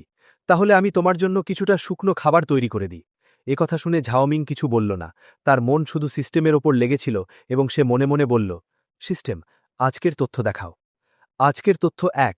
সন্ধ্যার সময় গ্রামের পশ্চিম প্রান্তে বড় বটগাছের ভেতরে লুকিয়ে থাকো। হোস্ট একটা অপ্রত্যাশিত খবর শুনতে পেতে পারে। ঝুঁকির মূল্যায়ন কিছুই নেই। লুকিয়ে থাকার জায়গা চিহ্নিত করে দেওয়া হয়েছে। দয়া করে সময়ের আগে লুকিয়ে পড়ো। আজকের তথ্য ২। পাহাড়ি রাস্তায় একটা সাদা কোপালওয়ালা বাঘ পাহাড় থেকে নিচে নেমেছে।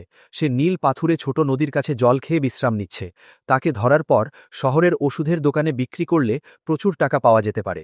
ঝুঁকির মূল্যায়ন খুব বেশি। হোস্টের মারা যাওয়ার সম্ভাবনা ৯৯.৯%। দয়া করে সাবধানতার সাথে এগিয়ে যান। বর্তমান পথ চিহ্নিত করা হয়েছে। সহকারী সাথে নিয়ে গেলে সফলতার হার বাড়তে পারে। আজকের তথ্য ৩।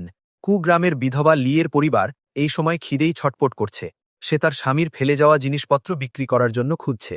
জিনিসপত্রের মধ্যে পজুনের ১৮টি চাল নামের একটি তলবারবাজির বই আছে। এই কৌশল হোস্টের জন্য খুব উপযুক্ত। কঠোর পরিশ্রম আর অনুশীলনে একদিনে ১০০০ মাইলের অগ্রগতি হতে পারে। ঝুঁকির মূল্যায়ন মাঝারি। বিধবা লি দেখতে সুন্দর এবং তার শরীর ভরপুর। ওই গ্রামেরই অলস ওয়াংসি অনেক আগে থেকেই তার ওপর নজর গেড়ে বসে আছে এবং তলবারবাজির কৌশল হাতিয়ে নিতে চায়। হতে পারে এতে ওয়াংসি রেগে যেতে পারে। অবশ্যই পথ চিহ্নিত করা হয়েছে। সিস্টেমের দেওয়া ৩টি তথ্য দেখে ঝাউমিংয়ের চোখ দুটো কিছুটা। তথ্য ২। ওখানে তো একদমই যাওয়া যাবে না। যদি আমি ওখানে যাওয়ার সাহস করি তাহলে আমি তো নিজেই গিয়ে ভোজের সামগ্রী বনে যাব, তাই না? কিন্তু এই পজুনের ১৮টি চালের ব্যাপারে ভাবা যেতে পারে। যখন বিধবা লিয়ের কাছে খাওয়ার মতো দানাটুকুও নেই, তখন আমি তাকে কিছু খাওয়ার দাবারের জিনিসপত্র দিয়ে দেব। কিছুক্ষণ ভাবার পর সে হঠাৎ মাথা তুলে নিজের বৌদির দিকে তাকালো এবং বলল, বৌদি, আমাকে সত্যিই একবার বাইরে যেতে হবে। দয়া করে তুমি আমার জন্য কিছু জিনিসপত্র গুছিয়ে দাও। কেমন জিনিসপত্র? শস্য। ভালো জাতের শস্য একটু কম নিও। আমার ওটা দিয়ে কিছু কাজ আছে। ঠিক আছে। এটা দেখে গাও শিউশিউ তখনই মাথা নাড়ল এবং গোজগাছ করতে চলে গেল। অন্যদিকে ঝাউমিং হাত বাড়িয়ে আরও একটা রুটি তুলল এবং মাংসের রুটিটা লিউগোজের কোলে ফেলে দিল। লিউগোজ, এই নাও, খাও। মনে রেখো, আমার জন্য গ্রামবাসীর আড্ডার উপর নজর রাখবে। ধন্যবাদ ভাই এরমিং।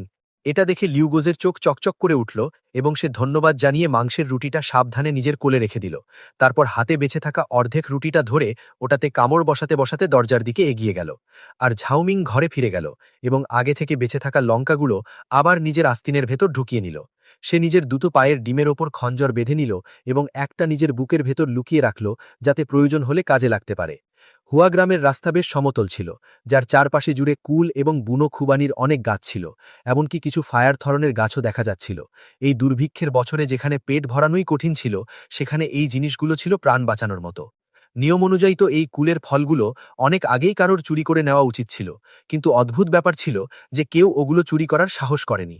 এবং এর কারণ স্পষ্টতই এটাই যে যেই চুরি করত তাকে ফাঁসিতে ঝোলানো হতো। এমনকি অনেক দূর থেকেও হাওয়ায় শুকনো চামড়া আর হাড় ধীরে ধীরে নাচতে দেখা যেত এবং হালকা একটা দুর্গন্ধও আসছিল। এর ব্যাপারে ঝাউমিং আগেও শুনেছিল। এই ফলের জঙ্গল হুয়া গ্রামের হুয়া পরিবারের ছিল। বলা হয়ে থাকে যে এই জঙ্গল স্পেশালি হুয়া পরিবারের জন্য মোরব্বা আর কুলের চাটনি বানানোর জন্য ছিল এবং কুলের পেস্ট বানানোর কাজে আসত। হুয়া গ্রামে খিদেই মরে যাওয়া লোকের কোনো গণনা ছিল না এবং এর কারণ স্পষ্টতই এই একটা পরিবার ছিল যারা সব ধরনের হাতকণ্ডা আপন করে জমিগুলোর ওপর কবজা করে নিয়েছিল এবং কুলের জঙ্গল লাগানোর জন্য জোরপূর্বক কিনে নিয়েছিল। হঠাৎ গাড়ি টানা গাধাটি ডাকতে লাগল। সে পাশের কুলের জঙ্গলের দিকে যেতে চাইল। এটা দেখে ঝাউমিং তক্ষুনি গাধার ওপর একটা চাবুক মারল এবং সেই সাথে নিচু গলায় ধমক দিল, মূর্খ গাধা, তুই তো সাহস বেড়ে গেছে, চল তাড়াতাড়ি চল। ব্যথায় গাধাটি খুব অসন্তুষ্ট হল এবং ব্যথায় ডাকতে লাগল। সে নাখুশ মনে এগিয়ে যেতে লাগল। হেলে দুলে অবশেষে সে হুয়া গ্রামের প্রবেশদ্বারেই পৌঁছেই গেল। বেশ কিছু হাট্টাকাট্টা লোক লাঠি নিয়ে দাঁড়িয়েছিল এবং তাদের আস্তিনে হুয়া অক্ষরটি সেলাই করা ছিল। থামো, কি করছো? আত্মীয়দের সাথে দেখা করতে এসেছি। ঝাউমিং হালকা হাসল। হুয়া গ্রামে তো সব গরিব লোক থাকে, তোর এখানে কোন আত্মীয় থাকতে পারে? ছেলে, তুই মিথ্যে বলছিস না তো? একটু দেখি তো তুই কি কি জিনিসপত্র এনেছিস। তোমাদের হুয়া গ্রামে কবে থেকে ঢোকার জন্য তল্লাশি দিতে হয়? তোমাদের রীতিনীতি তো শহরের সিপাহীদের চেয়েও বড়। এটা দেখে ঝাওমিং ভাবলেশ মুখে বলল, আবে ও ছেলে, মার খেতে চাস নাকি? সেই হাট্টা কাট্টা লোকটা তক্ষুনি রেগে গেল। সে হাতে ধরা লাঠিটা জোরে তুলল এবং নিচু গলায় গর্জে উঠল, আবে, জানিস এটা কোন জায়গা? এটা হুয়া গ্রাম। এখানে হুয়া পরিবারের হুকুম চলে, বুঝলি কি না? থাক, থামো, ওই লাঠিটা নিচে নামাও। এত বদমাইশি করো না। দেখো তো, এই ছোট ভাইয়ের গাড়িতে শস্যও রাখা আছে। পক্কা আত্মীয়দের সাথেই দেখা করতে এসেছে, ওকে যেতে দাও। হঠাৎ ওই হাট্টা কাট্টা লোকটার পাশে দাঁড়িয়ে থাকা এক তরুণ নিচু গলায় বলল। এটা দেখে ওই লোকটা একটা ঠান্ডা শ্বাস নিল এবং রাস্তা ছেড়ে দিল। যতক্ষণ না ঝাওমিং গ্রামের দিকে চলে গেল এবং তার পিঠ ছোট হয়ে গেল, তখন সে বিড়বিড় করে বলল, ছোটবাবু, ওকে এভাবেই কেন যেতে দিলেন? ওর গাড়ির ভেতর যে জিনিসপত্র আছে তা পরিষ্কারভাবে কাউকে দেওয়ার জন্যই এনো। যদি আমাদের ওটা চাই, তাহলে পরে ঘরে ঘরে তল্লাশি নিয়ে নেব। এমনিতেও হুয়া গ্রামে এখন মাত্র 16টা ঘরই তো বেঁচে আছে। ওগুলো সব আমাদেরই দয়া দক্ষিণার উপর আছে তো। তাহলে ওই ছেলেটাকেও কেন লুটে নেওয়া হলো না? গাড়ির ভালো রকম দাম পাওয়া যেত। নিজের অধীনস্থকে এটা জিজ্ঞেস করতে শুনে হুয়া পরিবারের ছোটবাবু চোখ ঘোরাল। সে চিড়বিড় করে বলল, ওই ছেলের হাতে ছুরি ছিল এবং কথা বলার সময় তার চেহারা একদম শান্ত ছিল। পরিষ্কার দেখা যাচ্ছিল যে সে আমাদের ভয় পায় না। এমন লোক হয়তো খুব বেরহম হয়, না হয় কারোর খুন করে এসেছে। আমাদের ওর সাথে সরাসরি ভিড়বার কোনো প্রয়োজন নেই। যদি কেউ মারা যায় তাহলে কত খারাপ হবে। এই কথা শোনা মাত্রই ওই হাট্টা কাট্টা লোকটা এক মুহূর্তের জন্য চমকে গেল। হ্যাঁ হ্যাঁ বাবু, ঠিকই বলছেন। গ্রামের ভেতর ঝাওমিং স্পষ্টতই এসব জানত না। এই সময় সে সিস্টেমের বলা বিধবা লিয়ের ঘরের দিকে দ্রুত গতিতে যাচ্ছিল। কিছুক্ষণ পরই ঝাওমিং লাগাম টেনে গাড়ি থামালো এবং সামনের আঙিনাকে দেখতে লাগল। এটা তো নীল রঙের ইট আর তালি দিয়ে তৈরি করা। ঝাওমিং এক মুহূর্তের জন্য চমকে গেল। এমন ঘর খাবার দাবারের অভাবে ভুগছে? এমন তো হওয়া উচিত নয়। কৌতূহলীর সাথে ঝাওমিং একটা লাফ দিল এবং গাড়ি থেকে নিচে কুদে পড়ল। যেমনই সে হাত দিয়ে দরজা খটখটালো, শীঘ্রই শক্ত করে বন্ধ দরজা ভেতরের দিকে খুলে গেল। একটা মহিলা, যার রগগুলো বসে গেছিল কিন্তু যার মুখে এক ধরনের তেজ ছিল, সে উলঝনে জিজ্ঞেস করল, মাফ করবেন, আপনি কাকে খুঁজছেন? আমি কি জিজ্ঞেস করতে পারি, এটা গে বাংহাইয়ের ঘর? আপনি আমার স্বামীকে চেনেন? বিধবা লি নিজের চোখ দুটো বড় বড় করে নিল। তার স্বামীকে যুদ্ধের ময়দানে মারা যাওয়ার প্রায় 1 বছর হয়ে গিয়েছিল এবং এতদিনে কেউ আসেনি। এখন হঠাৎ করে কোনো চেনা মানুষ চলে এসেছিল, এটা সত্যি অবিশ্বাস্য ছিল। পুরোপুরি তো নয়। হ্যাঁ, ঝাওমিং মাথা নাড়ল। আমি গে ভাং ভাইয়ের কাছে যে ছুরি চালানোর কৌশল ছিল সেটার জন্য এসেছি। এ কথা বলতে বলতে ঝাওমিং গাধার গাড়িতে রাখা চাল আর আটার দিকে ইশারা করল এবং নিচু গলায় বলল, বৌদি, ওই চাকু চালানোর কৌশলটা নিজের কাছে রাখা আপনার কোনো কাজে আসবে না। কেননা ওটা আপনি আমাকে দিয়ে দেন। ওই চাল আর আটা আমার পক্ষ থেকে আপনার জন্য একটা উপহার। যদি আপনার টাকা চাই, তবে আমার পকেটে কিছু মুদ্রা আছে। এ কথা শুনে বিধবা লি চমকে গেল। তারপর সে নিজের মুখ ঢেকে ফুপিয়ে ফুপিয়ে কাঁদতে লাগল। এতে তো ঝাওমিং ভীষণ ভয় পেয়ে গেল। হঠাৎ করে কেন কাঁদতে লাগল? আমি কিছু ভুল তো বলিনি। বৌদি, আপনি পাছের লোকে কিছু ভুল না বুঝে বসে। কাশ আপনি একটু আগে আসতেন, তবে কত ভালো হতো। আহ, বিধবালির চোখের জল তখনই তার গলার কাপড় ভিজিয়ে দিল। সে কাপা গলায় কেঁদে উঠল। মা, কি খারাপ লোকেরা কি আবার চলে এসেছে? যখন ঝাওমিং এটা ভেবে অবাক হচ্ছিল, তখনই সে লিউগোজের বয়সী একটা বাচ্চাকে হাতে সবজি কাটার ছুরি নিয়ে দৌড়ে আসতে দেখল। বৌদি, মাফ করবেন, আমি নিজেকে আটকে রাখতে পারলাম না। বিধবা লি চোখের জল মুছতে মুছতে বলল। তাড়াতাড়ি ভেতরে এসো। শিউ, যাও আর গাধার গাড়ি থেকে জিনিসপত্র নামাতে সাহায্য করো। আমি জিনিসপত্র নিতে যাচ্ছি। ভালো শস্য। আমি এক্ষুনি যাচ্ছি। ভালো শস্য। ওই বাচ্চাটা মাথা নাড়ল। ভালো শস্য। তাড়াতাড়ি গাধার গাড়ি থেকে জিনিসপত্র ঘরে নিয়ে আসতে সাহায্য করল। কিছুক্ষণ পর ঝাওমিং টেবিল চেয়ারে বসেছিল। তার সামনে একটা খুব পুরনো দেখতে পুস্তিকা রাখা ছিল। তার ওপর লেখা ছিল, ওহ জোয়াশি, তোমার এটাই তো চাইছিল, দেখে নাও। বিধবা লি নিচু গলায় বলল। বৌদি, ঝাওমিং ওটা উল্টে পাল্টে দেখল। সে মনে মনে খুব সন্তুষ্ট হলে এবং তাড়াতাড়ি মাথা নাড়ল। আপনি দেখুন, আপনার আর কি চাই? আমার কাছে কিছু রূপোর মুদ্রা আছে, সব আপনাকে দিয়ে দিলে কেমন হবে? এই কথা শুনে বিধবা লি কিছুক্ষণের জন্য চুপ হয়ে গেল। তারপর সে দীর্ঘশ্বাস ফেলে বলল, আমার রূপোর মুদ্রার কোনো কাজ নেই। 1 মাস আগে থেকে আমাদের এই হুয়া গ্রামে হুয়া পরিবারেরই রাজ চলে। হুয়া গ্রামের প্রায় সব জমির উপর তারা কবজা করে নিয়েছে। যে লোকেরা বেঁচে আছে তাদের কাছে বেঁচে থাকার কোনো পথ নেই। হয় তারা পালিয়ে গেছে, না হয়তো ওই হুয়া পরিবারের দাস হয়ে সামিল হয়ে গেছে। এখন বড়জোর 10-12 ঘর বুড়ো, দুর্বল, অসুস্থ, পঙ্গু, অনাথ আর বিধবারা বেঁচে আছে, যারা গত বেঁচে থাকা শস্যের ওপর বেঁচে আছে। কিন্তু এর সত্ত্বেও ওই হুয়া পরিবারের লোকেরা আমাদের ছাড়তে রাজি নয়। তারা সময় সময় এসে কিছু জিনিসপত্র ছিনিয়ে নেয় অথবা আমাদের মতো লোকেদের শরীরের ফায়দা তোড়ে। আমাদের অপমানিত করা নয় ওদের আনন্দ মেলে। আর যতদূর কর্মকর্তাদের জানানোর কথা, গ্রামের দুটো নিকাশেই নজর রাখা হয়, আর পূর্ব এবং পশ্চিম দুদিকেই হুয়া পরিবারের পুলের জঙ্গল আছে। যদি আমরা বাইরে বেরোই তবে আমাদের ওপর নজর রাখা হয়। এ কথা বলতে বলতে গাও শিউ মাথা উঁচু করে ঝাওমিংকে দেখল এবং তিক্ততার সাথে বলল, তুমি আমাকে যে জিনিসগুলো দিয়েছ, আমি এগুলো বেশি দিন লুকিয়ে রাখতে পারবো না। ওই লোকেরা এগুলো আমার থেকে ছিনিয়ে নেবে। আমি আমি এমন নয় যে আমি পালানোর কথা ভাবিনি, কিন্তু ভয় হলো বাইরে বেঁচে থাকার কোনো পথ নেই। ছোট ভাই, আমার তোমার রূপোর মুদ্রা চাই না। তুমি আমার ছেলেকে নিজের সাথে নিয়ে গেলে কেমন হয়? আমি শুধু এটুকুই চাই যে তুমি ওকে খাবার জন্য এক লোকমা অন্ন দাও। ব্যাস, এটুকুই যথেষ্ট। এ কথা শুনে ঝাওমিং চমকে গেল। কিছুক্ষণ ভাবার পর সে মাথা নাড়ল। বৌদি, আমার ঘরেও অতিরিক্ত শস্য নেই। আমি সত্যি দুঃখিত। এই মহা দুর্ভিক্ষের বছরে সে নিজের সাথে কোনো বোঝা পুষতে পারত না। এ কথা শুনে বিধবা লির মুখে উদাসীনতা ছেয়ে গেল। তারপর সে তিক্ততার সাথে হাসল। কোনো ব্যাপার না, তাহলে এটাই সই। এই তলোয়ারবাজির কৌশল তুমি নিয়ে যাও। আমার রূপোর মুদ্রা চাই না। তুমি যে শস্য দিয়েছ সেটাই যথেষ্ট। 1 মাস পর তুমি একবার আবার এসো। যদি আমরা মা বেটা এখানে খিদেই মরে যাই, তবে দয়া করে আমাদের দাফন করে দিও। এ কথা শুনে ঝাওমিং মনে মনে খুব লাচার অনুভব করছিল। হুয়া পরিবার, সে তাদের সাথে লাগতে পারত না। আর যতদূর কথা নিজের সাথে কোনো অজানা মানুষকে বোঝা বানিয়ে নিয়ে যাওয়ার, সে পারত না। এটা ভেবে ঝাওমিং উঠল এবং সে একটা হালকা দীর্ঘশ্বাস ফেলল। আহ, বৌদি, আমার সত্যি আফসোস হচ্ছে। কাল আমি তোমার জন্য এটা কর্মকর্তাকে জানিয়ে দেব। কাজ হবে কিনা সেটা এখন ভাগ্যের ওপর। এ কথা বলে ঝাওমিং নিজের পকেট থেকে রূপোর একটা টুকরো টেবিলের ওপর রেখে দিল। আঙিনার কোণে একটা গর্ত খুঁড়ে এটাকে লুকিয়ে রাখো। যদি কাছারি এই বিষয়ে সত্যি মনোযোগ দেয়, তবে হয়তো পরে কাজে আসবে। মা, আমরা ওদের সাথে কেন যাচ্ছি না? পাশে দাঁড়িয়ে থাকা আবু না বুঝে বলল। একসাথে চলি। আমরা যেতে পারবো না। লি বিধবা মনে মনে তিক্ততার সাথে ভাবল। তারা ভলা কিভাবে বাইরে বেরোতে পারত? সে নিজের বাচ্চাকে বাইরে পাঠালো কারণ আবু ছোট। গাড়ির নিচে বন্ধ হয়ে সে বেঁচে বেরোবে। কিন্তু ওই গাড়ি বড় জোর এইটুকুই বড়। ওতে দুজন মানুষ ভালা কিভাবে লুকিয়ে থাকতে পারে? হ্যাঁ। যেমনই লি বিধবা তার কথা শেষ করল, হঠাৎ কেউ শক্ত করে বন্ধ থাকা আঙিনার দরজায় একটা লাথি মেরে খুলে দিল।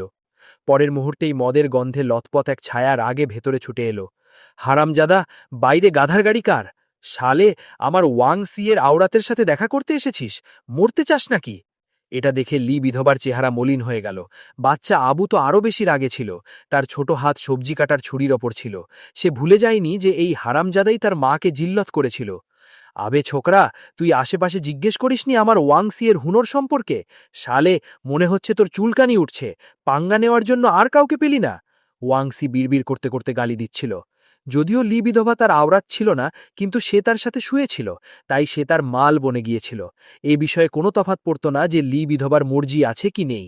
কিন্তু যদি অন্য কোনো মর্দ তার ওপর নজর তোলার সাহস করত, তবে এটা ওয়াং সি এর সম্মানে আঘাত হানা ছিল। যদিও ওই ওয়াংসি একটা নিষ্কর্মা আর আওয়ারা ছিল, কিন্তু হুয়া পরিবারের গুন্ডাদের দলে সে সবচেয়ে তগড়া লড়াকু ছিল।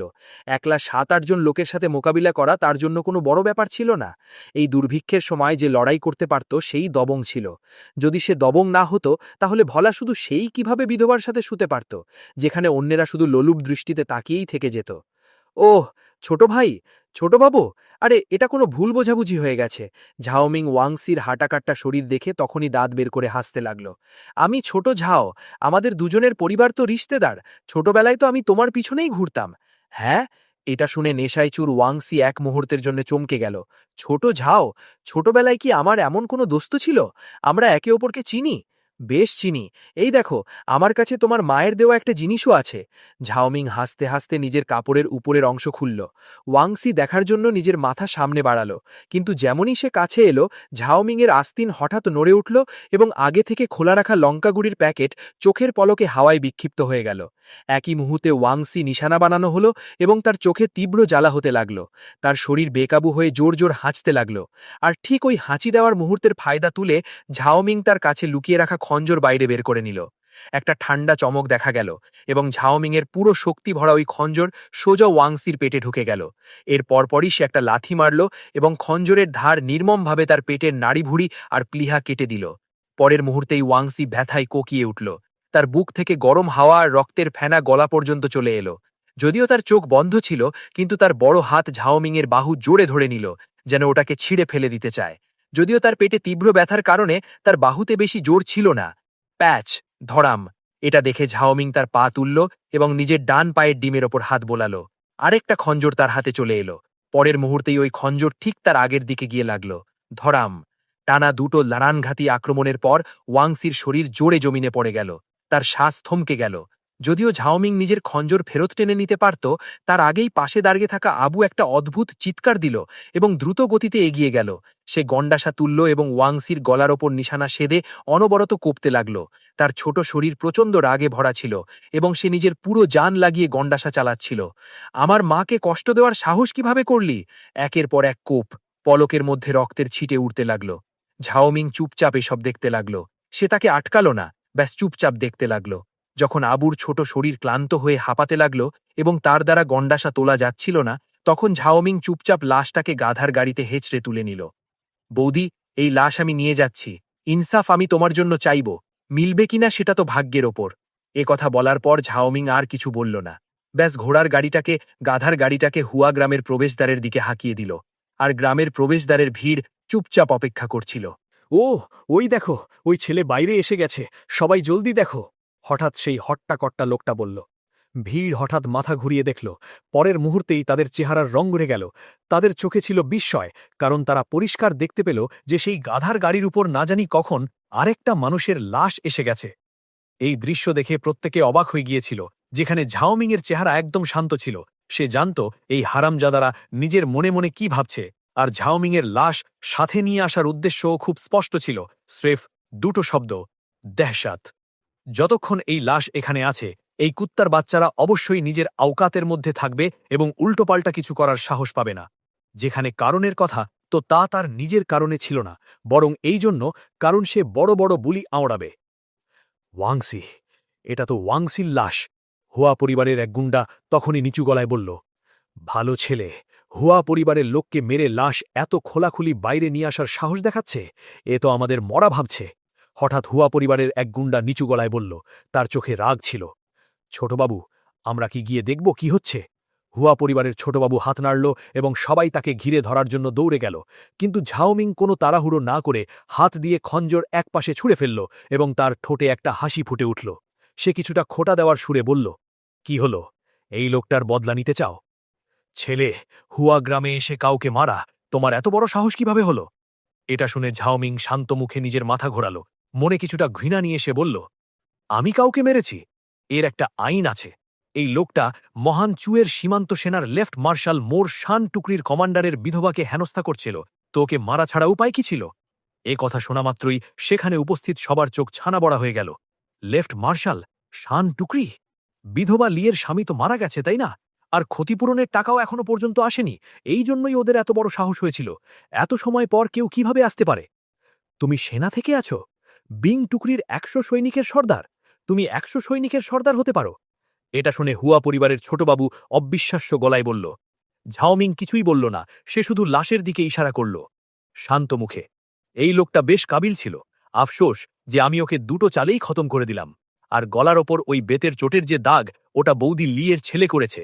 শান টুকরিতে আমার মতো মোট ১০৭ জন লোক আছে। এছাড়া ৮০০ পুরনো সৈনিক আছে আর ৩৭০০ সহায়ক সৈনিক আছে, যারা অনেক লড়াই থেকে জীবিত বেঁচে ফিরে এসেছে। আমি ১০০ সৈনিকের সর্দার হতে পেরেছি কারণ আমি এই লোকেদের মাঝখান থেকে লড়াই করে নিজের পথ বানিয়েছি। যদি তোমাদের সবার মনে হয় আমার কাবিলিয়াতের ওপর সন্দেহ আছে, তাহলে অবশ্যই পরখ করে দেখতে পারো। অবশ্যই তোমরা লোক আমাকে মারার জন্য কোনো নোংরা উপায়ও ব্যবহার করতে পারো, কিন্তু শান টুকরির আমার ভাইয়েরা আর লেফট মার্শাল মোর অধীনে থাকা ২ দ্বিতীয় স্তরের জেনারেল, ভয় হলো তারা জবাব চাইতে নিশ্চয়ই আসবে। এ কথা শুনে হুয়া পরিবারের ছোটবাবুর চেহারা পুরোপুরি বদলে গেল। আজকের জামানায় সবচেয়ে বেশি শক্তি কার কাছে আছে? সম্রাট? ঘোড়ার ডিম। তার জোর শুধু রাজকীয় প্রাসাদ আর আশেপাশের দুটো প্রদেশেই চলে। ওই দুটো প্রদেশ বাদ দিলে অন্য জায়গায় রাজকীয় শক্তির কোনো মানে থাকে না। অন্তত তার হাত স্থানীয় সৈন্যশক্তিকে নিয়ন্ত্রণ করার জন্য খুব ছোট। আজকাল আসল কাবিলিয়াত যাদের কথায় দম থাকে, তারা বেশিরভাগই সেনা সামলানো লোক হয়। ওই জেনারেলরা যাদের হাতে সৈন্যশক্তি থাকে, তাদের ব্যক্তিগত রক্ষীরা সবাই বর্ম পরিহিত, ধারালো তলোয়ারধারী আর ঘোড়ায় চড়ে তীর চালাতে পারা খলনায়ক খতরনাক লোক হয়। ১০টা অশ্বরোহী, শুধু ১০টা অশ্বরোহী সহজেই একটা গ্রাম বা শহরকে তছনছ করে দিতে পারে। এই দিনগুলোতে সেনার সাথে দুশ্মনী নেওয়া আর চুপিসারে মরে যাওয়া লোকেদের সংখ্যা কম নয়, এমনকি কিছু বড় পরিবারও সামিল আছে। তারা সহজেই তাদের হুয়া পরিবারকে অসন্তুষ্ট করার সাহস করে না, কিন্তু তারা শুধু শহরেই দাদাগিরি করে। আর সেনার সাথে লাগতে যাওয়া, ওটা তো পুরোপুরি ডিমকে পাথর দিয়ে মারার মতো হবে। ভাই, মৃত্যুকে ডেকে আনা ঝাওমিং কিছুই জবাব দেওয়ার কষ্ট করল না। ব্যাস চুপচাপ 4টে শব্দ বলল, শান্ত মুখে, নিজেরটা দেখে নাও। এ কথা বলে ঝাওমিং তার হাতের চাবুক ঘুরালো এবং কালো গাধার পর কষে মারল। শীঘ্রই কালো গাধাটি হেলে দুলে চলে গেল। ঝাওমিংয়ের চলে যাওয়া পিঠের দিকে তাকিয়ে সেখানে উপস্থিত সব লোক চুপচাপ দাঁড়িয়ে রইল। ছোটবাবু, আমরা কি তাকে নির্মমভাবে খতম করে দেব না? বেকুফ! হুয়া পরিবারের ছোট তরুণ মালিক তখনই গালি দিল। তার চোখ রাগে ভরা ছিল। বিরক্তি হয়ে, তোমরা কি আমাদের সবাইকে মারতে চাও? সেনাকে অসন্তুষ্ট করলে শুধু তোমরাই খতম হবে না, আমাদের পুরো হুয়া পরিবার খতম হবে। এমন কথায় বিশ্বাস করাই ভালো, বিশ্বাস না করার থেকে। আর এমনিতেও এই ছেলে একাই চুপচাপ ওয়াংসিকে মেরে ফেলেছে, তার মানে সে কোনো সাধারণ মানুষ নয়। যদি সত্যি লড়াই বাঁধে আর সে শুধু আমাকেই নিশানা বানাতে থাকে, আমি তোমাদের জিজ্ঞেস করছি, তখন কি করবে? আমি? এটা শুনে সব লোক হঠাৎ চুপ হয়ে গেল। তারা বুঝতে পারল না কি জবাব দেবে। ছোটবাবু, তাহলে আপনিই বলুন এ বিষয়ে কি করা যায়? খুশি মনে, আমরা বিধবা লিয়ের ওই জমি হরপ করে নিয়েছিলাম না? ব্যাস এটাই বোঝো যে আমরা ওটা নিয়ে নিয়েছি। পরে আমি আমার বাবার সাথে কথা বলে রূপোর টাকা পুরো মিটিয়ে দেব। করা ভাবে। আরেকটা কথা, রোজগার দিনগুলোতে তোমরা নিজেদের প্যান্ট সামলে রাখবে। কেউ কোনো এমন তেমন খেয়াল মনে আনবে না। যদি বিধবা লি গ্রাম থেকে বাইরে যায়, তাহলে জাস্ট কাউকে তার পেছনে লাগিয়ে দেবে। ব্যাস সে যেন শহরে গিয়ে কর্মকর্তাদের কাছে রিপোর্ট না করতে পারে। এমনিতেও আমাদের এখান থেকে কাউন্টি শহর পর্যন্ত অনেক মাইল পাহাড়ি রাস্তা দূরে আছে। যদি সে সত্যিই রিপোর্ট করতে চায়, তাহলে হয়তো তার পাও সেখানে পৌঁছাবে না। আর তাছাড়া কাউন্টি শহরের দিকে যাওয়া 2 চৌরাস্তাতেই আমার নিজের পরিবারের লোকেরা দীর্ঘদিন ধরে পাহারা দিচ্ছে। হেসে বলল, আর গ্রামে যে 10-12টা বেকুফ পরিবার বেঁচে আছে, তোমাদের কি মনে হয় যে তাদের এত বড় সাহস হবে? হুয়া পরিবারের ছোট তরুণ মালিককে এমন বলতে দেখে পাশে দাঁড়িয়ে থাকা কিছু লোক তার চাটুকারিতা করতে লাগল। ছোটবাবুর পরিকল্পনা কতই না দুর্দান্ত, সত্যি আপনার বুদ্ধিমত্তা অসাধারণ। আর অন্যদিকে হুয়া গ্রাম থেকে বেরোনো ঝাওমিং মাথা ঘুরিয়ে পেছনের দিকে তাকাল। গ্রাম ধীরে ধীরে তার চোখের আড়াল হচ্ছিল, আর সে নিজে নিজেই বিড়বিড় করল, লি বৌদি, আমি বড়জোর এইটুকুই করতে পারতাম। এমন নয় যে আমি তোমার ছেলেকে বাইরে নিয়ে আসতে চাইনি, বরং আমি আনতে পারতাম না। যদি আমার আসল রূপ ফাঁস হয়ে যেত, তাহলে তারা অবশ্যই ভাবত যে আমি তাদের বিরুদ্ধে। এখনকার মতো আমি শুধু বাঘের চামড়া গায়ে দিয়ে দেখনদারি করছি, বাঘের আড়ালে শিয়ালের মতো। আমার মনে হয় এতে তারা কিছু সময়ের জন্য ভয় পেয়ে থাকবে। যে শস্য আর টাকা আমি দিয়েছি, তা দিয়ে হয়তো কিছুদিন শান্তিতে কেটে যাবে। ভবিষ্যতে যখন আমি আরও শক্তিশালী হয়ে উঠব, তখন তোমাকে এই দুঃখের সাগর থেকে অবশ্যই বাঁচিয়ে নেব। এ কথা বলে ঝাওমিং গাধাকে চাবুক মারল, যাতে সে দ্রুত গতিতে ঝাও ফ্যামিলি গলির দিকে এগিয়ে যেতে পারে। এমন নয় যে ঝাওমিং এখন কর্মকর্তাদের কাছে রিপোর্ট করতে চাইছিল না, বরং সে এমনটা করতে পারছিল না। যদি সে রিপোর্ট করত, তাহলে কাউন্টির কর্মকর্তারা নিশ্চিতভাবে তাকে যাচাইকরণের জন্য নিজের সাথে আসতে বলতেন। সেই সময় সেনার কর্মকর্তা হওয়ার তার এই ভণ্ডামি ফাঁস হয়ে যেত। সেনা আর স্থানীয় কর্মকর্তাদের মধ্যে কখনো বনিবনা হতো না। সেনা সব সময় দাপটের সাথে কাজ করত। তারা স্থানীয় কর্মকর্তাদের কাছে সাহায্য কিভাবে চাইতে পারত? যদি তার আসল রূপ ফাঁস হয়ে যেত, তাহলে হয়তো সে হুয়া পরিবারকে পুরোপুরি অসন্তুষ্ট করে দিতে পারত। সেই সময় বিধবা লিয়ের জীবন বিপদে পড়তে পারত। এর পাশাপাশি ঝাওমিং এটাও জানত না যে কাউন্টি ম্যাজিস্ট্রেটের চরিত্র কেমন। এটা দুর্ভিক্ষের সময় ছিল। মহান চু রাজবংশের নিচের স্তরে নিয়ন্ত্রণ দুর্বল হয়ে পড়ছিল, আর সাধারণ মানুষ আগে থেকেই দমনের কারণে অসহ্য পীড়া ভোগ করছিল। সব জায়গার কর্মকর্তারা দুর্নীতিগ্রস্ত ছিল, এবং সময় সময় মানুষের শোষণ করা সামান্য ব্যাপার ছিল। যদি হুয়া পরিবার আগে থেকেই কাউন্টি ম্যাজিস্ট্রেটকে ঘুষ দিয়ে রেখে থাকত আর সে নিজে রিপোর্ট করতে যেত, তাহলে কি এটা সরাসরি জালে ফেসে যাওয়ার মতো হতো না? গাধার গাড়ি ধীরে ধীরে দুলছিল। বেশি সময় কাটেনি যে সে গ্রামে ফেরত পৌঁছে গেল। ঘরে ফিরে গাধার গাড়ি যথাস্থানে রাখার পর ঝাওমিং সাবধানে ছুটল সিস্টেমের বলা বাবলা গাছের কোটরের দিকে। এই বাবলা গাছের কোটরের কথা বলতে গেলে এটা অনেক বছর ধরে সেখানে ছিল। যখন থেকে ঝাওমিং জন্মেছে, এই গাছ সব সময় এখানেই ছিল। গত দুর্ভিক্ষের বছরগুলোতে যখন মানুষ খিদেই মরছিল, এই বাবলা গাছে জন্মানো পাতা আর ফুলই সবার পেট ভরানোর উপায় ছিল। কিন্তু দুর্ভাগ্যবশত এই বছরগুলোতে গাছের বেশিরভাগ অংশ শুকিয়ে মরে গিয়েছিল। ঝাওমিং চুপচাপ নিজেকে ভেতরে লুকিয়ে নিয়ে অপেক্ষা করতে লাগল। সে এটা জানার জন্য খুব উৎসুক ছিল যে এখানে অপেক্ষা করায় সে কি ভালো খবর পাবে। যেমনই সূর্য ডুবল আর সন্ধে হল, যখন রাত হঠাৎ গভীর হয়ে গেল, তখনই খড়খড়ানি আওয়াজ এলো। শীঘ্রই এক ঝাঁক পায়ের আওয়াজ শোনা গেল। বাবলা গাছের খোরলে লুকিয়ে থাকা ঝাওমিং, যে প্রায় ঘুমিয়েই পড়েছিল, সে হঠাৎ নিজের চোখ খুলল। তারপর সে চুপচাপ কান লাগিয়ে বাইরের কথাবার্তা শুনতে লাগল। বুড়ো লি, চলো আমরা সেটাই করি যা আগে ঠিক করেছিলাম। একদম ওপরওয়ালারা বলেছে যে এটা শীতকালের ট্যাক্স দান করতে হবে। সীমান্তে সৈনিকেরা ঠান্ডায় কাঁপছে, আর তাদের কাছে গরম জ্যাকেট নেই, তো তাদের আমাদের কাছে ট্যাক্স চাইতেই হবে। আরে হ্যাঁ, বুড়ো ঝাও, তুমি বলো যে আমাদের তাদের থেকে কতটা দান করানো উচিত? বুড়ো লি মাথা ঘুরিয়ে নিজের পাশে কালো কাপড় পরা বুড়ো লোকটাকে দেখল। ওপরওয়ালারা 2 কিয়ান রুপোর দান চাইছে, আমরা তাদের থেকে 3 কিয়ান রুপোর দান করাবো। যদি কেউ দিতে না পারে তবে তাদের নিজেদের দালালের কাছে বেচে দেওয়া উচিত। যদি তারা এমনটা করতে না চায় তবে আমরা তাদের আরেকটা পথ দেখাবো। আমরা মানে? বুড়োলি বুঝতে পারল না। গ্রামের লোকেরা এত গরিব যে তাদের পরার মতো কাপড় পর্যন্ত নেই, তাদের জন্য আর কি পথ হতে পারে? কিন্তু কালো কাপড় পরা বুড়ো লোকটার চেহারা শান্ত ছিল, আর তার ঠোঁটে একটা হালকা হাসি ছিল। আমাদের গ্রামে একটা নতুন বড়লোক লোক এসেছে না, যদি প্রত্যেকে রূপো দিতে না চায় তবে কেননা এই নতুন বড়লোক লোকটার থেকেই টাকা নিয়ে নেওয়া যাক। কোনো বাহানা খোঁজো, ওই গাও শিউশিউকে শুকরের খাঁচায় পুরে জলে ডুবিয়ে দাও। আর ঝাওমিংয়ের কি, ওকেও লাঠি দিয়ে পিটিয়ে পিটিয়ে মেরে ফেলো। বেঁচে থাকা সম্পত্তি নিশ্চিতভাবে ট্যাক্স মেটানোর জন্য যথেষ্ট হবে। এটা তো পুরো গ্রামের উপকারের কথা। তুমি বলো, কোন লোকেরা এতে একমত হবে না? এটা শুনে বুড়োলি কিছু বলল না, ব্যাস নিজের থুতনিতে থাকা ছাগলের মতো দাড়িটা চুলকাতে চুলকাতে চুপ করে রইল। কিছুক্ষণ পর সে জোরে নিজের উড়ুর ওপর হাত মারল এবং শান্ত চোখে বলল, আমাদের ঝাও গিয়াগো তো তোমাদের ঝাও বংশের লোকেদের কথাতেই চলে। এখন তুমি বংশের বড় বয়োজ্যেষ্ঠ আর ঝাও গিয়াগোর প্রধানও, তোমার কথায় ওজন আছে, আমি তোমার সাথে আছি। কিন্তু গাও শিউশিউকে শুকরের খাঁচায় ডোবানোর জন্য কোনো কারণ তো থাকা দরকার, তাই না? এটা শুনে ওই বুড়ো ঝাও জোরে হাসল। আমি বংশের বড় বয়োজ্যেষ্ঠ, আমি বংশের বড় ফাইসালা নিতে পারি। ওই গাও শিউশিউ নিজের পথ থেকে ভ্রষ্ট হয়ে গেছে, আর তার নিজেরই দেবরের সাথে চক্কর চলছে। এটা নৈতিকতার পরিপন্থী, তাই গ্রাম তাকে শুকরের খাঁচায় ডোবানোর ফাইসালা করেছে। যেখানে ওই ছেলে ঝাওমিংয়ের কথা, তাকে শাস্তি হিসাবে লাঠিপেটা করা হবে। অবশ্য লাঠি খাওয়ার সময় যদি ওই ছেলে সহ্যই না করতে পারে আর মারা যায়, তবে এতে কারোর কোনো দোষ থাকবে না। এটা শুনে বুড়ো লি নিজের ঠোঁট কুচকাল। বুড়ো ঝাও, তুমি উস্তাদ, তোমার কথা মেনে নিচ্ছি, তবে এমনটাই করা যাক। কিন্তু ওই গাও শিউশিউকে এভাবে সহজে রেহাই দেওয়া যাবে না। ওকে শুকরের খাঁচায় ডোবানো তো এক ধরনের লোকসান হবে। ও দেখতে যেমন, ওকে কাউন্টির কোঠায় বেচলে নিশ্চয়ই মোটা কামাই হবে। কাকতালীয়ভাবে আমার ছেলে জর্জিয়া কাউন্টির লুই প্যাভিলিয়নে কাজ করে। আমি ওকে জিজ্ঞেস করতে বলবো, যদি কথা বনে যায় তবে ওকে একটা বস্তায় মুড়ে নেব, গাধার গাড়িতে পুড়ে শহরে নিয়ে গিয়ে বেচে দেব। পরে টাকা আমরা 2 পরিবার নিজেদের মধ্যে ভাগ করে নেব, কেমন হবে? কোনো সমস্যা নেই।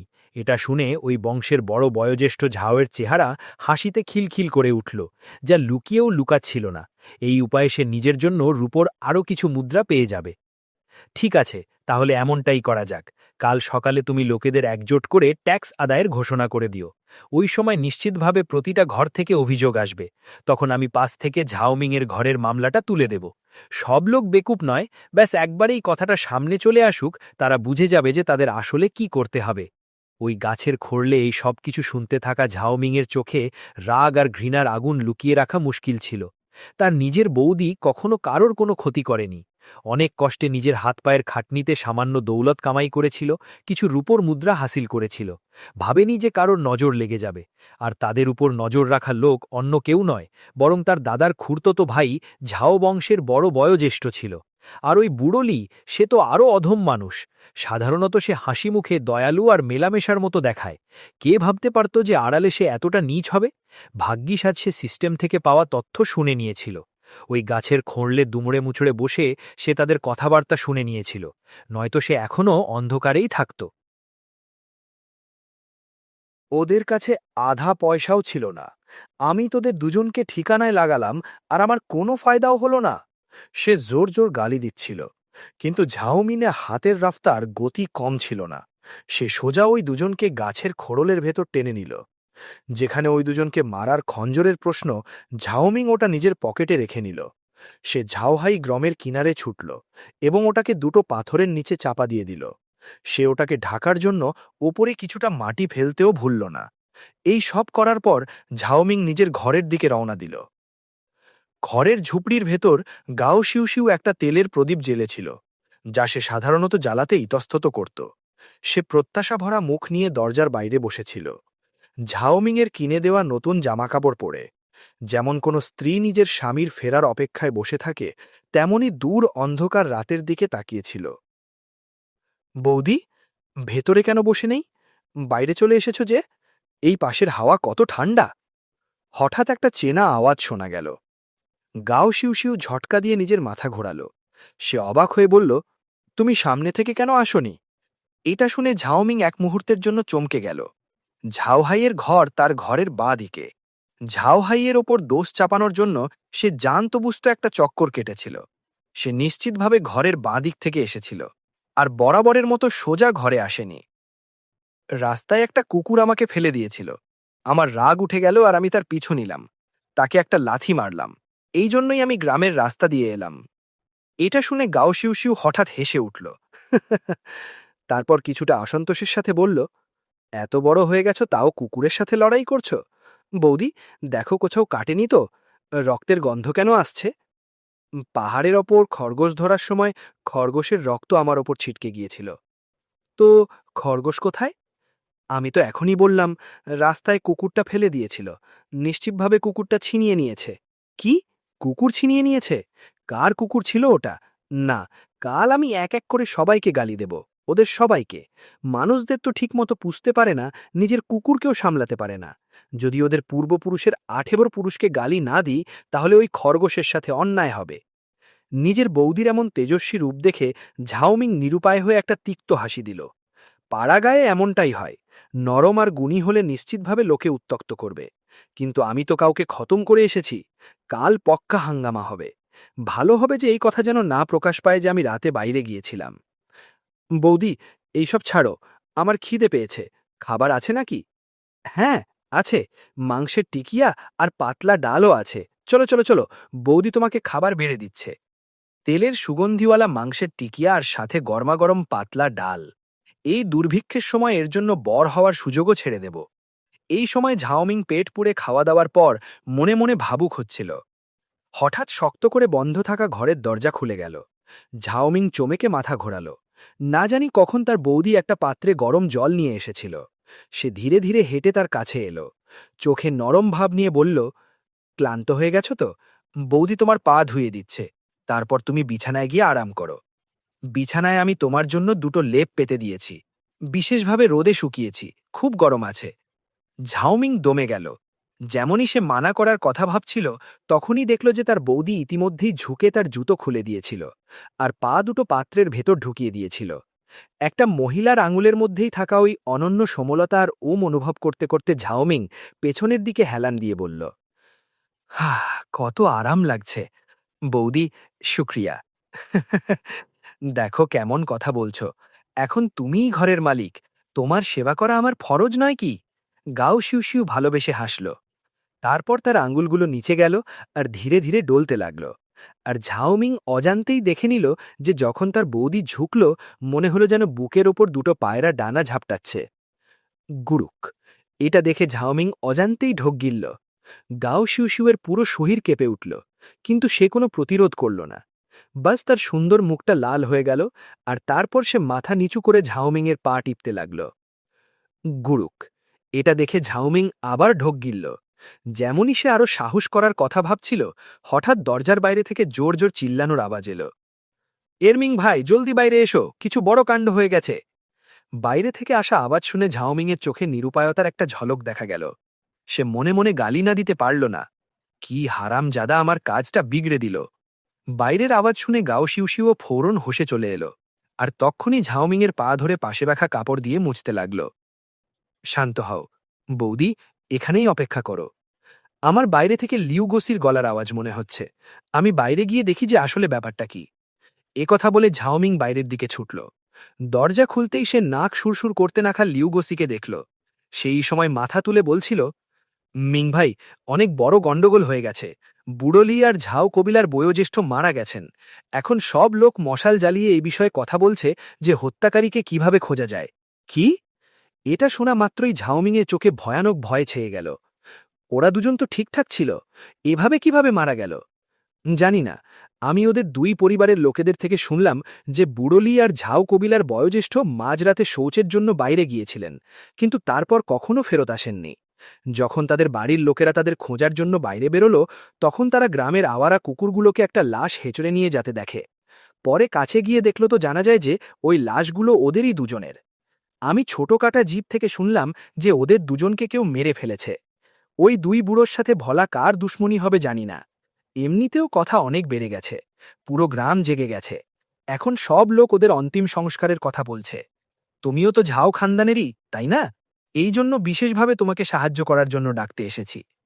একেবারে, এটা আমার ফরজ। যাই বলো, আমরা সবাই একই কবিলার। ঝাও কবিলার বয়োজ্যেষ্ঠ যখন বেঁচে ছিলেন তো খুব ভালো মানুষ ছিলেন, সবাই ওনাকে খুব সম্মান করত। আর এখন বদকিসমতির কারণে কোনো দুষ্ট লোক ওনার জান নিয়ে নিল। আমি ওনার ছোট হওয়ার খাতিরে ওনার অন্তিম সংস্কারে নিশ্চয়ই হাত বাড়াব। ঝাওমিং জলদি জলদি হ্যাঁ বলে মাথা নাড়ল, আর তারপর সে মাথা ঘুরিয়ে গাও শিউশিউকে কিছু হেদায়েত দিল, আর তারপর লিউগোজের সাথে গ্রামের পূর্বপুরুষদের মন্দিরের দিকে রওনা দিল। পূর্বপুরুষদের মন্দিরের ভেতর ১০-১২টা জ্বলন্ত মশাল দিয়ে আলো হচ্ছিল। অরত মরদ, বুড়ো বাচ্চা সব মিলিয়ে সেখানে ৩০ জনের চেয়ে বেশি লোক জমা ছিল। পাশে লাঠি দিয়ে পিটিয়ে ফেলে দেওয়া কিছু আওয়ারা কুকুরও পড়েছিল, আর ওই কুকুরগুলোর মুখে এখনও লেগেছিল কাপড়ের কিছু টুকরো আর খুন মাংসের লোথড়া। আর মন্দিরের ঠিক মাঝখানে কাঠের দুটো ভাঙা তক্তার ওপর দুটো লাশ পড়েছিল। লাশগুলোকে একটা পুরনো ধুলো জমা কাপড় দিয়ে ঢাকা ছিল। বেশ দূর থেকে রক্তের তীব্র গন্ধ আসছিল। বুড়ো লিয়ের ছেলে লিওতিয়ান তখনই হাঁটু গেড়ে বসে খুনি অশ্রু ঝরাচ্ছিল, আর পাশে ঝাও কবিলার বয়োজ্যেষ্ঠের ২ ছেলে ও ভাইপোও তেমনই করছিল। ঝাওমিং যখন কাছে পৌঁছল তখন সে মনে মনে ভাবতে লাগল, কতই না যন্ত্রণাদায়ক মৃত্যু হয়েছে। আওয়ালা কুকুরগুলো খুবলে খুবলে চেহারা চেনার যোগ্য রাখেনি। ঝাওমিং, তুমি কি দেখছ? হঠাৎ তার পেছন থেকে একটা আওয়াজ এলো। ঝাওমিং মাথা ঘুরিয়ে দেখল তো ওটা ঝাও হাই ছিল। সে তক্ষুনি মাথা নেড়ে না বলল, আর নিজের চোখ রগড়াতে লাগল। জোর লাগিয়ে কিছু জল বের করতে করতে সে জানত বুঝত কান্নাকাতির গলায় বলল, কাল অবধি তো তারা ভালো চঙ্গা ছিলেন, আর আজ দুনিয়াই ছেড়ে চলে গেলেন। ঝাও কবিলার বয়োজ্যেষ্ঠ আমার চতুর্থ দাদাজি ছিলেন। ওনাকে এত যন্ত্রণাদায়ক মৃত্যু মরতে দেখে আমার মন খুব দুঃখী হচ্ছে। কথা বলতে বলতে ঝাওমিং সোজা মাটিতে পড়ে গেল আর জোর জোরে ডাহাড়ে কেঁদে উঠল।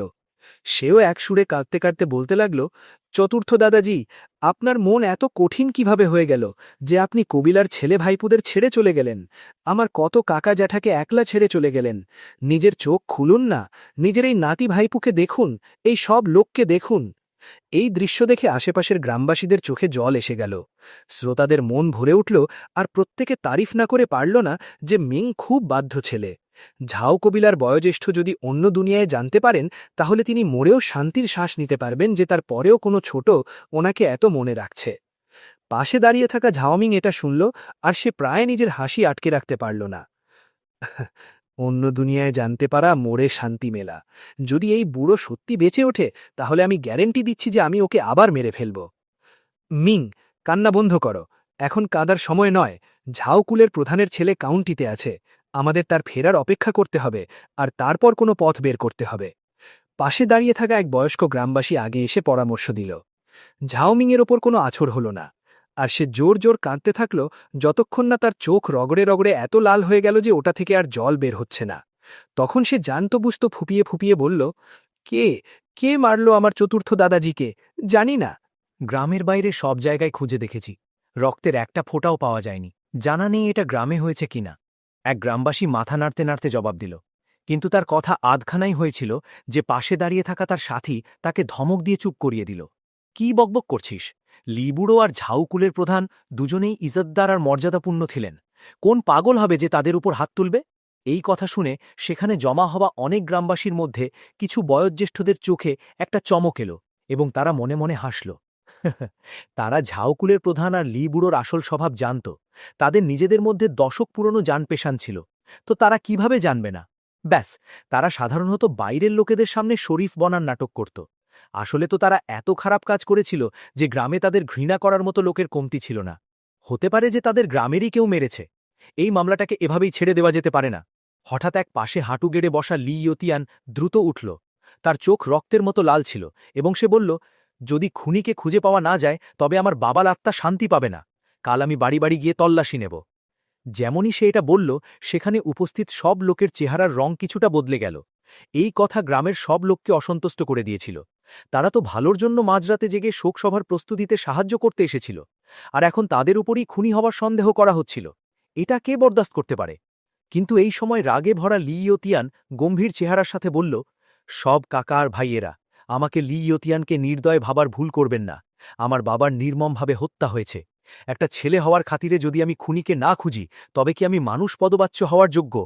ইয়োতিয়ান, বুড়ো লি মারা গেছে, আমরা সবাই দুঃখী, কিন্তু তোমার এই কথা আমাদের সবার ওপর সন্দেহের আঙুল তুলে দিয়েছে। এটা কি আমাদের সবার বেইজ্জতি করার মতো নয়? হঠাৎ গ্রাম থেকে লি কুলের আরেক বয়োজ্যেষ্ঠ বেরিয়ে এলো। সম্পর্কে সে আর বুড়ো লি জ্ঞাতি ভাই ছিল। যদি সেই কথা বলে, তবে লি ইয়োতিয়ানকে নিশ্চয়ই শুনতে হতো। সেজো কাকা? লি ইয়োতিয়ান দাঁত কিরমির করল। সে মনে মনে অসন্তুষ্ট ছিল।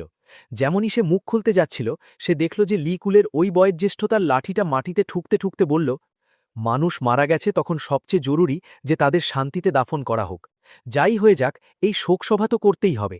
আমরা কোনো বড় আয়োজন করব না, কিন্তু যা জরুরি রীতিনীতি আছে সেগুলো তো পুরো করতেই হবে। আর যতদূর তোমার বাবার মৃত্যুর কথা, কাল সকালেই গিয়ে কর্মকর্তাদের এটা সূচনা দিয়ে দাও। যখন সিপাহীরা আসবে, তো তদন্তের কাজ তাদের ওপর ছেড়ে দেব। এটা আমাদের এভাবে অন্ধকারে হাত পা মারার চেয়ে তো ভালো, তোমার মনে হয় না? এটা শুনতেই লি ইয়োতিয়ান চুপ হয়ে গেল। তার সেজো কাকা যা বলল তা একদম ঠিক ছিল। তার কাছে লি ইয়োতিয়ানের কাছে এমন কোনো অধিকার ছিল না যে সে বাড়ি বাড়ি গিয়ে তল্লাশি নিতে পারে। এই মামলা কেবল কর্মকর্তাদের জানিয়েই সুলঝানো যেতে পারত। ঠিক আছে, তাহলে এমনটাই করা যাক। আপনারা সবাই জড়া প্রস্তুতিতে সাহায্য করে দিন। কথা বলে লি ইয়োতিয়ান উঠল এবং সবার সামনে হাঁটু গেড়ে বসে পড়ল। সে জোরে মাথা নোয়াল। গ্রামের রেওয়াজ অনুযায়ী যে কেউ এই প্রণাম স্বীকার করে নিত, তাকে অন্তঃসংস্কারে সাহায্য করতেই হতো। এটা কোনো বড় কথা নয়, এটা তো আমাদের ফরজ। সবাই একসাথে বলে উঠল। তাহলে চলো, রাতেই গিয়ে দুটো কবরের জন্য গর্ত খুঁড়ে নিই। আমিও গিয়ে কিছু কাঠের তক্তা নিয়ে আসি, তাঁবুত বানানোর জন্য কাজ চালিয়ে নেব। আমি সাদা কাপড় আনতে যাচ্ছি, শোকের পোশাক বানানোর জন্য। আমার ঘরে কিছু শুকনো সবজি আর ভালো চাল আছে, আমি গিয়ে মৃতের জন্য ভোগ তৈরি করি। গ্রামবাসীরা নিজেদের মধ্যে কথাবার্তা বলতে লাগল এবং যে যার মতো সাহায্য করতে চলে গেল। এমনকি ঝাওমিংও সাথে লেগে গেল এবং সে কিছু কাঠ কাটল। সে সকাল হওয়া পর্যন্ত কাজে লেগে গেল এবং তারপর আরাম করার জন্য ফেরত চলে গেল। পরের দিন নরম বিছানায় ঝাওমিং ধীরে ধীরে নিজের চোখ খুলল এবং সে মাংসের সুগন্ধ পেল। উঠার পর সে দেখল যে গাও শিউ শিউ রান্নাঘরে রান্না করছে। উঠে গেলে? কাল কাজ করে খুব ক্লান্ত হয়ে পড়েছিলে তুমি, ফেরত গিয়ে আরেকটু আরাম কেন করে নিচ্ছ না? ওর কোনো দরকার নেই। এটা শুনেই ঝাওমিং ফৌরন নিজের মাথা নাড়িয়ে দিল। আমি ক্লান্ত নই। আচ্ছা শোনো, তুমি কি আজ সাহায্য করার জন্য ওখানে যাচ্ছ? লি পরিবারে অনেক লোক, তাদের আমার সাহায্যের দরকার তো নেই। আখেরকার যদি আমি সাহায্য করি, তবে আমাকে একবেলার খাবার খাওয়াতে হবে। আর যতদূর কবিলার বয়োজ্যেষ্ঠ ঝাওয়ের কথা, আমি কবিলায় শুনলাম যে যতক্ষণ না জেলা থেকে ওনার ছেলে ফেরত আসছে, ততক্ষণ তারা এ বিষয়ে কোনো ফায়সালা নেবেন না। এখনও ওনার শরীর শোকসভায় রাখা আছে, কিন্তু কেউ বেশি একটা খোঁজখবর নিচ্ছে না। গ্রামে ওনার ছেলে ভাইপোরা নেই নাকি? বুড়ো ঝাওয়ের স্ত্রী ঘরের সারা টাকা নিজের কাছে রেখে দিয়েছে। সে কোনো দামেই নিজের দুই ভাইপোকে অন্তঃসংস্কার বা দাফন কাফনের জন্য টাকা দিতে রাজি নয়। তার ভয় যে তারা চুপিসারে টাকা হড়প করে নেবে। আচ্ছা শোনো, আমি শুনলাম যে কাল তুমি ফুপিয়ে কপিয়ে কাঁদছিলে। বুড়ো ঝাওয়ের কি আমাদের পরিবারের ওপর কোনো হেসান ছিল? যখন তোমার শাশুড়ি শ্বশুর বেঁচে ছিলেন, তখন তো আমি এমন কিছু শুনিনি। আরে, আমি তো ব্যাস দেখনদারি করছিলাম। চোখের জলের কি আর টাকা লাগে? যদিও আমি গ্রামের ওই বুড়োদের একদম পছন্দ করি না, কিন্তু দুনিয়াদারির একটু সমঝ তো থাকাই চাই। আমাদের লোকেদের আঙুল তোলার সুযোগ দেওয়া চাই না, এই কথা বলার যে আমরা অবুঝ। এটা শুনে গাও শিউ শিউ মাথা নাড়ল। গ্রামে এইসব কথারই ধ্যান রাখা হয়। যতই সবাই খুব গরিব হোক, আর সাধারণত সম্পর্কগুলোই খুব তিতকুটে ভাব থাকে, পিঠ পিছনে একে অপরের বুড়াই করতে ছাড়ে না, কিন্তু যখন কথা সত্যি রক্তের সম্পর্কে আসে আর কারো মৃত্যু হয়ে যায়, তখন তোমাকে দেখনদারি করতেই হবে। নয়তো লোক তোমার পিঠ পিছনে নিন্দা করবে যে কোনো আপনপণ নেই। ঠিক আছে, দুপুরের খাবারে আমার অপেক্ষা করো না, আমি কসবা পর্যন্ত যাওয়ার কথা ভাবছি। ঠিক আছে, তো তোমার কাছে খরচ করার জন্য রূপোর মুদ্রা যথেষ্ট আছে তো? একেবারে যথেষ্ট আছে, চিন্তা করো না, ঝাওমিং হাসতে হাসতে বলল। হেদায়েত দেওয়ার পর ঝাওমিং নিজের বৌদির বানানো কিছু মাংসের রুটি মুড়ে নিল এবং জলদি ঘর থেকে বেরিয়ে গেল। ঘর থেকে বেরোনোর পর ঝাওমিং নিজের ধ্যান আবার লাগাল আজকে আপডেট হওয়া খুফিয়া তন্ত্রের উপর। আজকের খুফিয়া তথ্য আপডেট হয়ে গেছে। ১. হেসান চটি পশ্চিমের দিকে আধালি চললে একটা বিরান মাটির চোট বা ঢিবি দেখা যাবে। ওটা সরানোর পর ভুলিং সেন মিলতে পারে। ঝুঁকির মূল্যায়ন কিছুই নেই। বর্তমান রাস্তা চিহ্নিত করে দেওয়া হয়েছে, একটা বন্ধুত্বপূর্ণ অনুস্মারক। ২. জু পাহাড়ি রাস্তায় শুকিয়ে যাওয়া বড় গাছের কাছে চুপচাপ অপেক্ষা করুন। দুটো বুন্ন খরগোশ দেখা যেতে পারে। ঝুঁকির মূল্যায়ন কম। বুন্ন খরগোশগুলির পিছনে একটা বুন্ন জানোয়ার আছে, কিন্তু মেজবানের জন্য কোনো বড় ব্যাপার নয়। ৩. ছোট ঝর্ণার পুকুরের দ্বিতীয় নালার কাছে ভাঙা পাথরের পাশে বড় সংখ্যায় ব্যাঙ লুকিয়ে আছে। ওদের ধরার জন্য বাঁশের ঝুড়ি ব্যবহার করা যেতে পারে। ঝুঁকির মূল্যায়ন কিছুই নেই। বর্তমান রাস্তা চিহ্নিত করে দেওয়া হয়েছে। এইবার সিস্টেম থেকে পাওয়া ৩টি তথ্য দেখে ঝাওমিং প্রথমে তো চমকে গেল, তারপর তার ঠোঁটের কোণ নিজে থেকেই ওপরে উঠে গেল।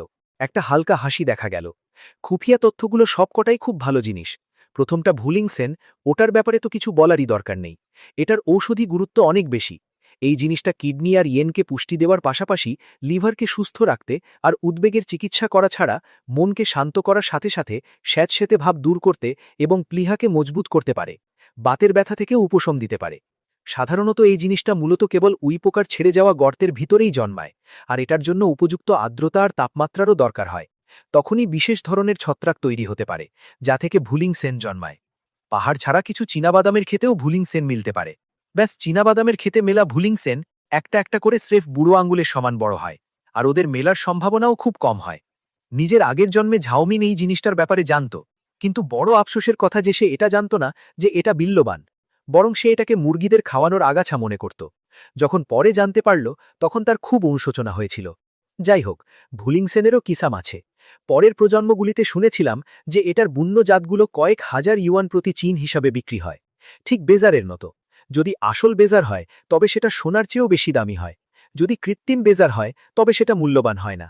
ব্যাস, এটা জানা নেই যে ওখানকার ভুলিং সেনের গুণমান কেমন, আর এটাও জানা নেই যে জেলার ওষুধের দোকান এটা কিনবে কিনা। ঝাওমিং ধীরে ধীরে বিড়বিড় করল। তারপর সে নিজের মাথা নাড়ল এবং গাধার গাড়ি হাঁকিয়ে যাচ্ছিল কসবার দিকে। যেখানে পাহাড়ে যাওয়ার কথা তার কোনো তাড়া ছিল না। আজকাল দুর্ভিক্ষের সময় কখনো কখনো পাহাড়ে বিপদ বুন্য জানোয়ারদের থেকে হয় না, বরং মানুষদের থেকে হয়। তাকে কিছু জিনিস কেনার জন্য কসবায় যেতেই হতো, প্রস্তুতি করতে হতো।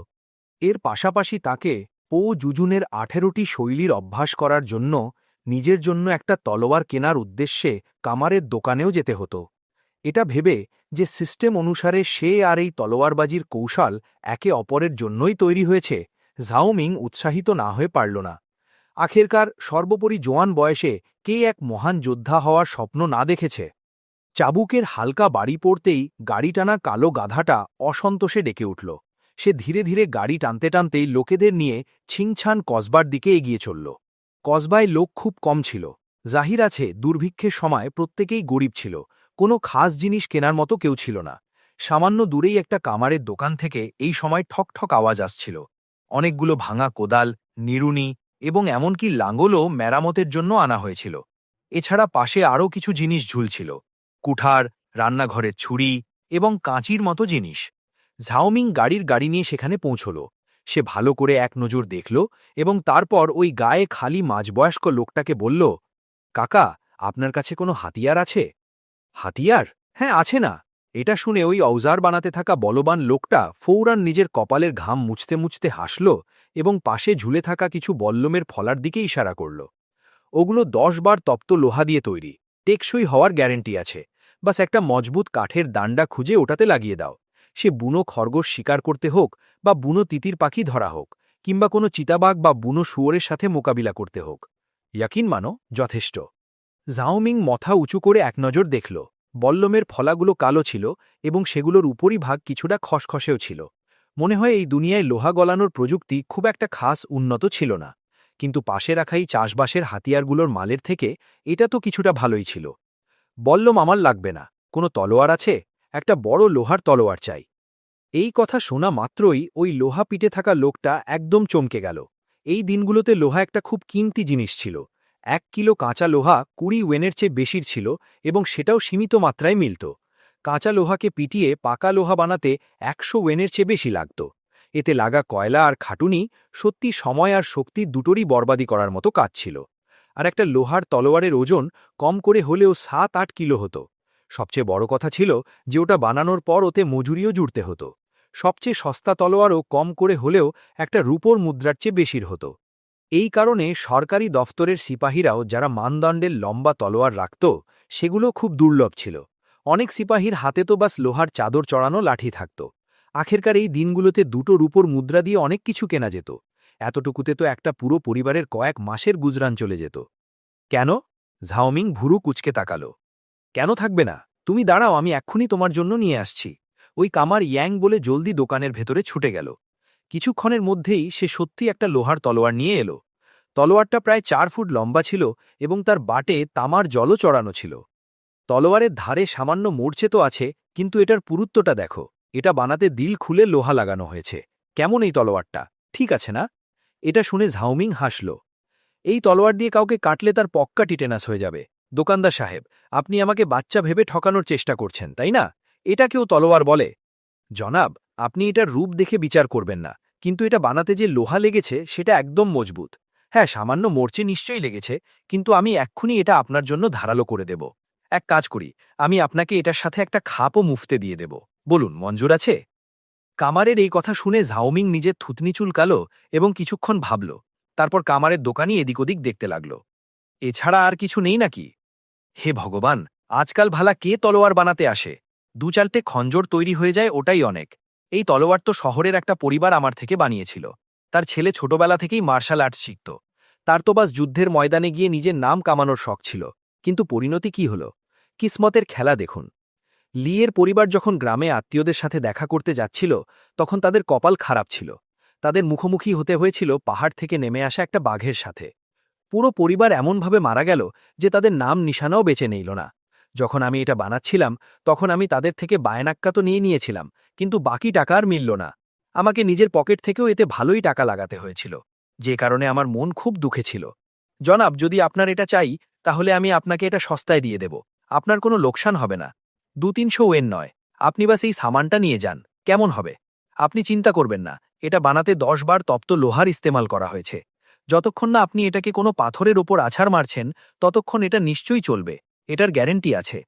কামারকে এইভাবে বড়বড় করতে দেখে ঝাওমিং কিছু পলের জন্য ভাবনায় পড়ে গেল। সে একটা আঙুল তুলল। 1 কিয়ান রূপো আর 100 ওয়েন। যদি মঞ্জুর থাকে তাহলে আমি এটা নেব, নয়তো আমি ফৌরান চলে যাব। ঝাওমিংকে এত নির্দয়ভাবে দরকষাকষি করতে দেখে কামারের মন তো আরও দরকষাকষি করার ছিল। কিন্তু যখন সে ঝাওমিংকে কোনো ইতস্তত ছাড়াই গাড়িতে চড়ার জন্য ঘুরে যেতে দেখল, তখন সে তাকে টেনে ধরল এবং খুব দুঃখী মনে বলল, ঠিক আছে, ঠিক আছে, ঠিক আছে। আপনার এই দাম তো সোজা আমার কলিজায় লেগেছে। এখন তো খরচও উসুল হবে না। আমি এটা আপনাকে বেচে দেব। আপনি এখানেই বসুন, আমি এক্ষুনি গিয়ে তলোয়ারটা আপনার জন্য ভালো করে তৈরি করে দিচ্ছি। খাপের দরকার নেই, আমাকে একটা লোহার টুকরো দিয়ে দিন।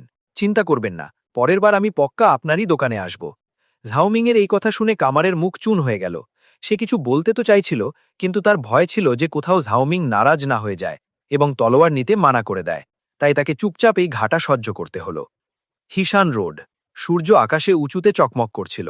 শরতের মরশুম ছিল এবং তেজ হাওয়া চলছিল, কিন্তু দুপুরে সূর্যের গরম অনুভব হচ্ছিল। আগে দিন আর রাতের তাপমাত্রায় অনেক ফারাক হতো, কিন্তু এমন কখনো হয়নি। মরশুমের হিসাব অনুযায়ী তো শরতের এই শেষ গরম দিনগুলো কেটে যাওয়ার পর মনে হচ্ছে এবার পুরোপুরিভাবে ঠান্ডা পড়তে লাগবে। ঘরেও কিছুটা আরও শস্য জমা করতে হবে, আর কিছু শুকনো জিনিস কিনতে হবে, আর বৌদির জন্য কিছু সুতির কাপড় আর জুতোও নিতে হবে। এখন যখন ঘরে টাকা এসে গেছে, তো একটা আঙিঠাও কেনা উচিত। এটা ভাবতেই ঝাওমিং নিজের রফতার তেজ করে দিল। গাড়িটা সে পাহাড়ের নিচে একটা ঘরে রাখিয়ে দিয়েছিল। তার দেখভালের জন্য 3টি মুদ্রা দিয়েছিল। ওই ঘরের লোকেরা তাকে লোহার তলোয়ার হাতে নিতে দেখে তাদের মনে হলো যে এর সাথে পঙ্গা নেওয়া ঠিক হবে না, তাই তারা কোনো ভুল ইরাদা রাখার সাহস করল না। তলোয়ার হাতে নিয়ে ঝাওমিং আরামে এগিয়ে গেল। বেশি দেরি লাগল না, আর সে হিশান দররার মোহনায় পৌঁছে গেল। তথ্য অনুযায়ী সে চুপচাপ খুঁজতে লাগল। জলদি উই পোকার ছেড়ে যাওয়া একটা গর্ত ঝাওমিংয়ের নজরে এলো। আরে, সত্যি মিলে গেল। এই দৃশ্য দেখে ঝাওমিংয়ের মন খুশিতে ভরে গেল। সে জলদি ওই গর্তের দিকে এগিয়ে গেল এবং নিজের লোহার কোদাল উপরে তুলল। সে গর্তে নিশানা সাধল এবং জোরে কোদাল মারল, আর মাটি উঠতে লাগল। অনবরত 20 বারের চেয়ে বেশি কোদাল চালানোর পর একটা ফাঁকা জায়গা দেখা গেল। ওখানে বারুদি সুরঙ্গের মতো কালো কালো গোলমোটল জিনিস, যা ওখানে লটকে গজিয়ে উঠছিল। এগুলো ভুলিং শ্যান ছিল। এই দৃশ্য দেখে ঝাওমিংয়ের মন খুশিতে ভরে গেল। তবে এগুলোর কিসমও নিশ্চয়ই ভালো হবে। এটা বলতে বলতে ঝাওমিং কোদাল দিয়ে একটাকে ভাঙল এবং ওটাকে নিজের হাতে রেখে ওজন করতে লাগল। কিছুক্ষণ পর সে সন্তুষ্টির সাথে ওটাকে নিচে রাখল এবং নিজের থুতনি চুলটাতে লাগল। সে ভাবনায় পড়ে গেল। ভুলিং শ্যান, প্রথমে কিসাম দেখো, তারপর আকার। সাধারণত নিরেট আর ডুবে যাওয়া জাত আধা ডুবে যাওয়া আর আধা ভেসে থাকা জাতের চেয়ে ভালো, আর সবচেয়ে খারাপ জাত ফাঁকা আর ভেসে থাকাটা। তার দুনিয়ায় আলাদা আলাদা জাতের মধ্যে দামের অন্তর 100 গুণ পর্যন্ত হতে পারত। তার হাতে যে এই ভুলিং শ্যানটা আছে, এটা তো বলা যায় না যে সবচেয়ে ভালো, কিন্তু নিশ্চিতভাবে খারাপও নয়। ব্যাস আফসোসের কথা যে তার হাতে যে এই জিনিসটা আছে তা তাজা, শুকনোর পর হয়তো এটার ওজন বেশি বাঁচবে না। এটা ভেবে ঝাওমিং একটা ঠান্ডা শ্বাস ফেলল। যখন সে দেখল যে আশেপাশে কেউ নেই, তখন সে সারে ভুলিংশান ভাঙতে শুরু করল। এরপর সে তথ্য পাওয়া দ্বিতীয় জায়গায় গেল, বুনো ব্যাং ধরতে। বুনো ব্যাঙের মাংস খুব নরম আর সুগন্ধ হয়, আর মাদি বুনো ব্যাঙের পেটে মেলার শ্যাল বা হাসমা বা ব্যাঙের চর্বি সবচেয়ে চমৎকার সৌন্দর্যবর্ধক জিনিসগুলোর মধ্যে একটা। এটার দাম স্রেফ পাখির বাসার চেয়ে কম হয়, আর এটাকে নরম সোনা বলা হয়। সে নিজের পরের জন্মে এটা খেয়েছিল। সসে পাকানোর পর এটার স্বাদ খুবই লজিজ হয়।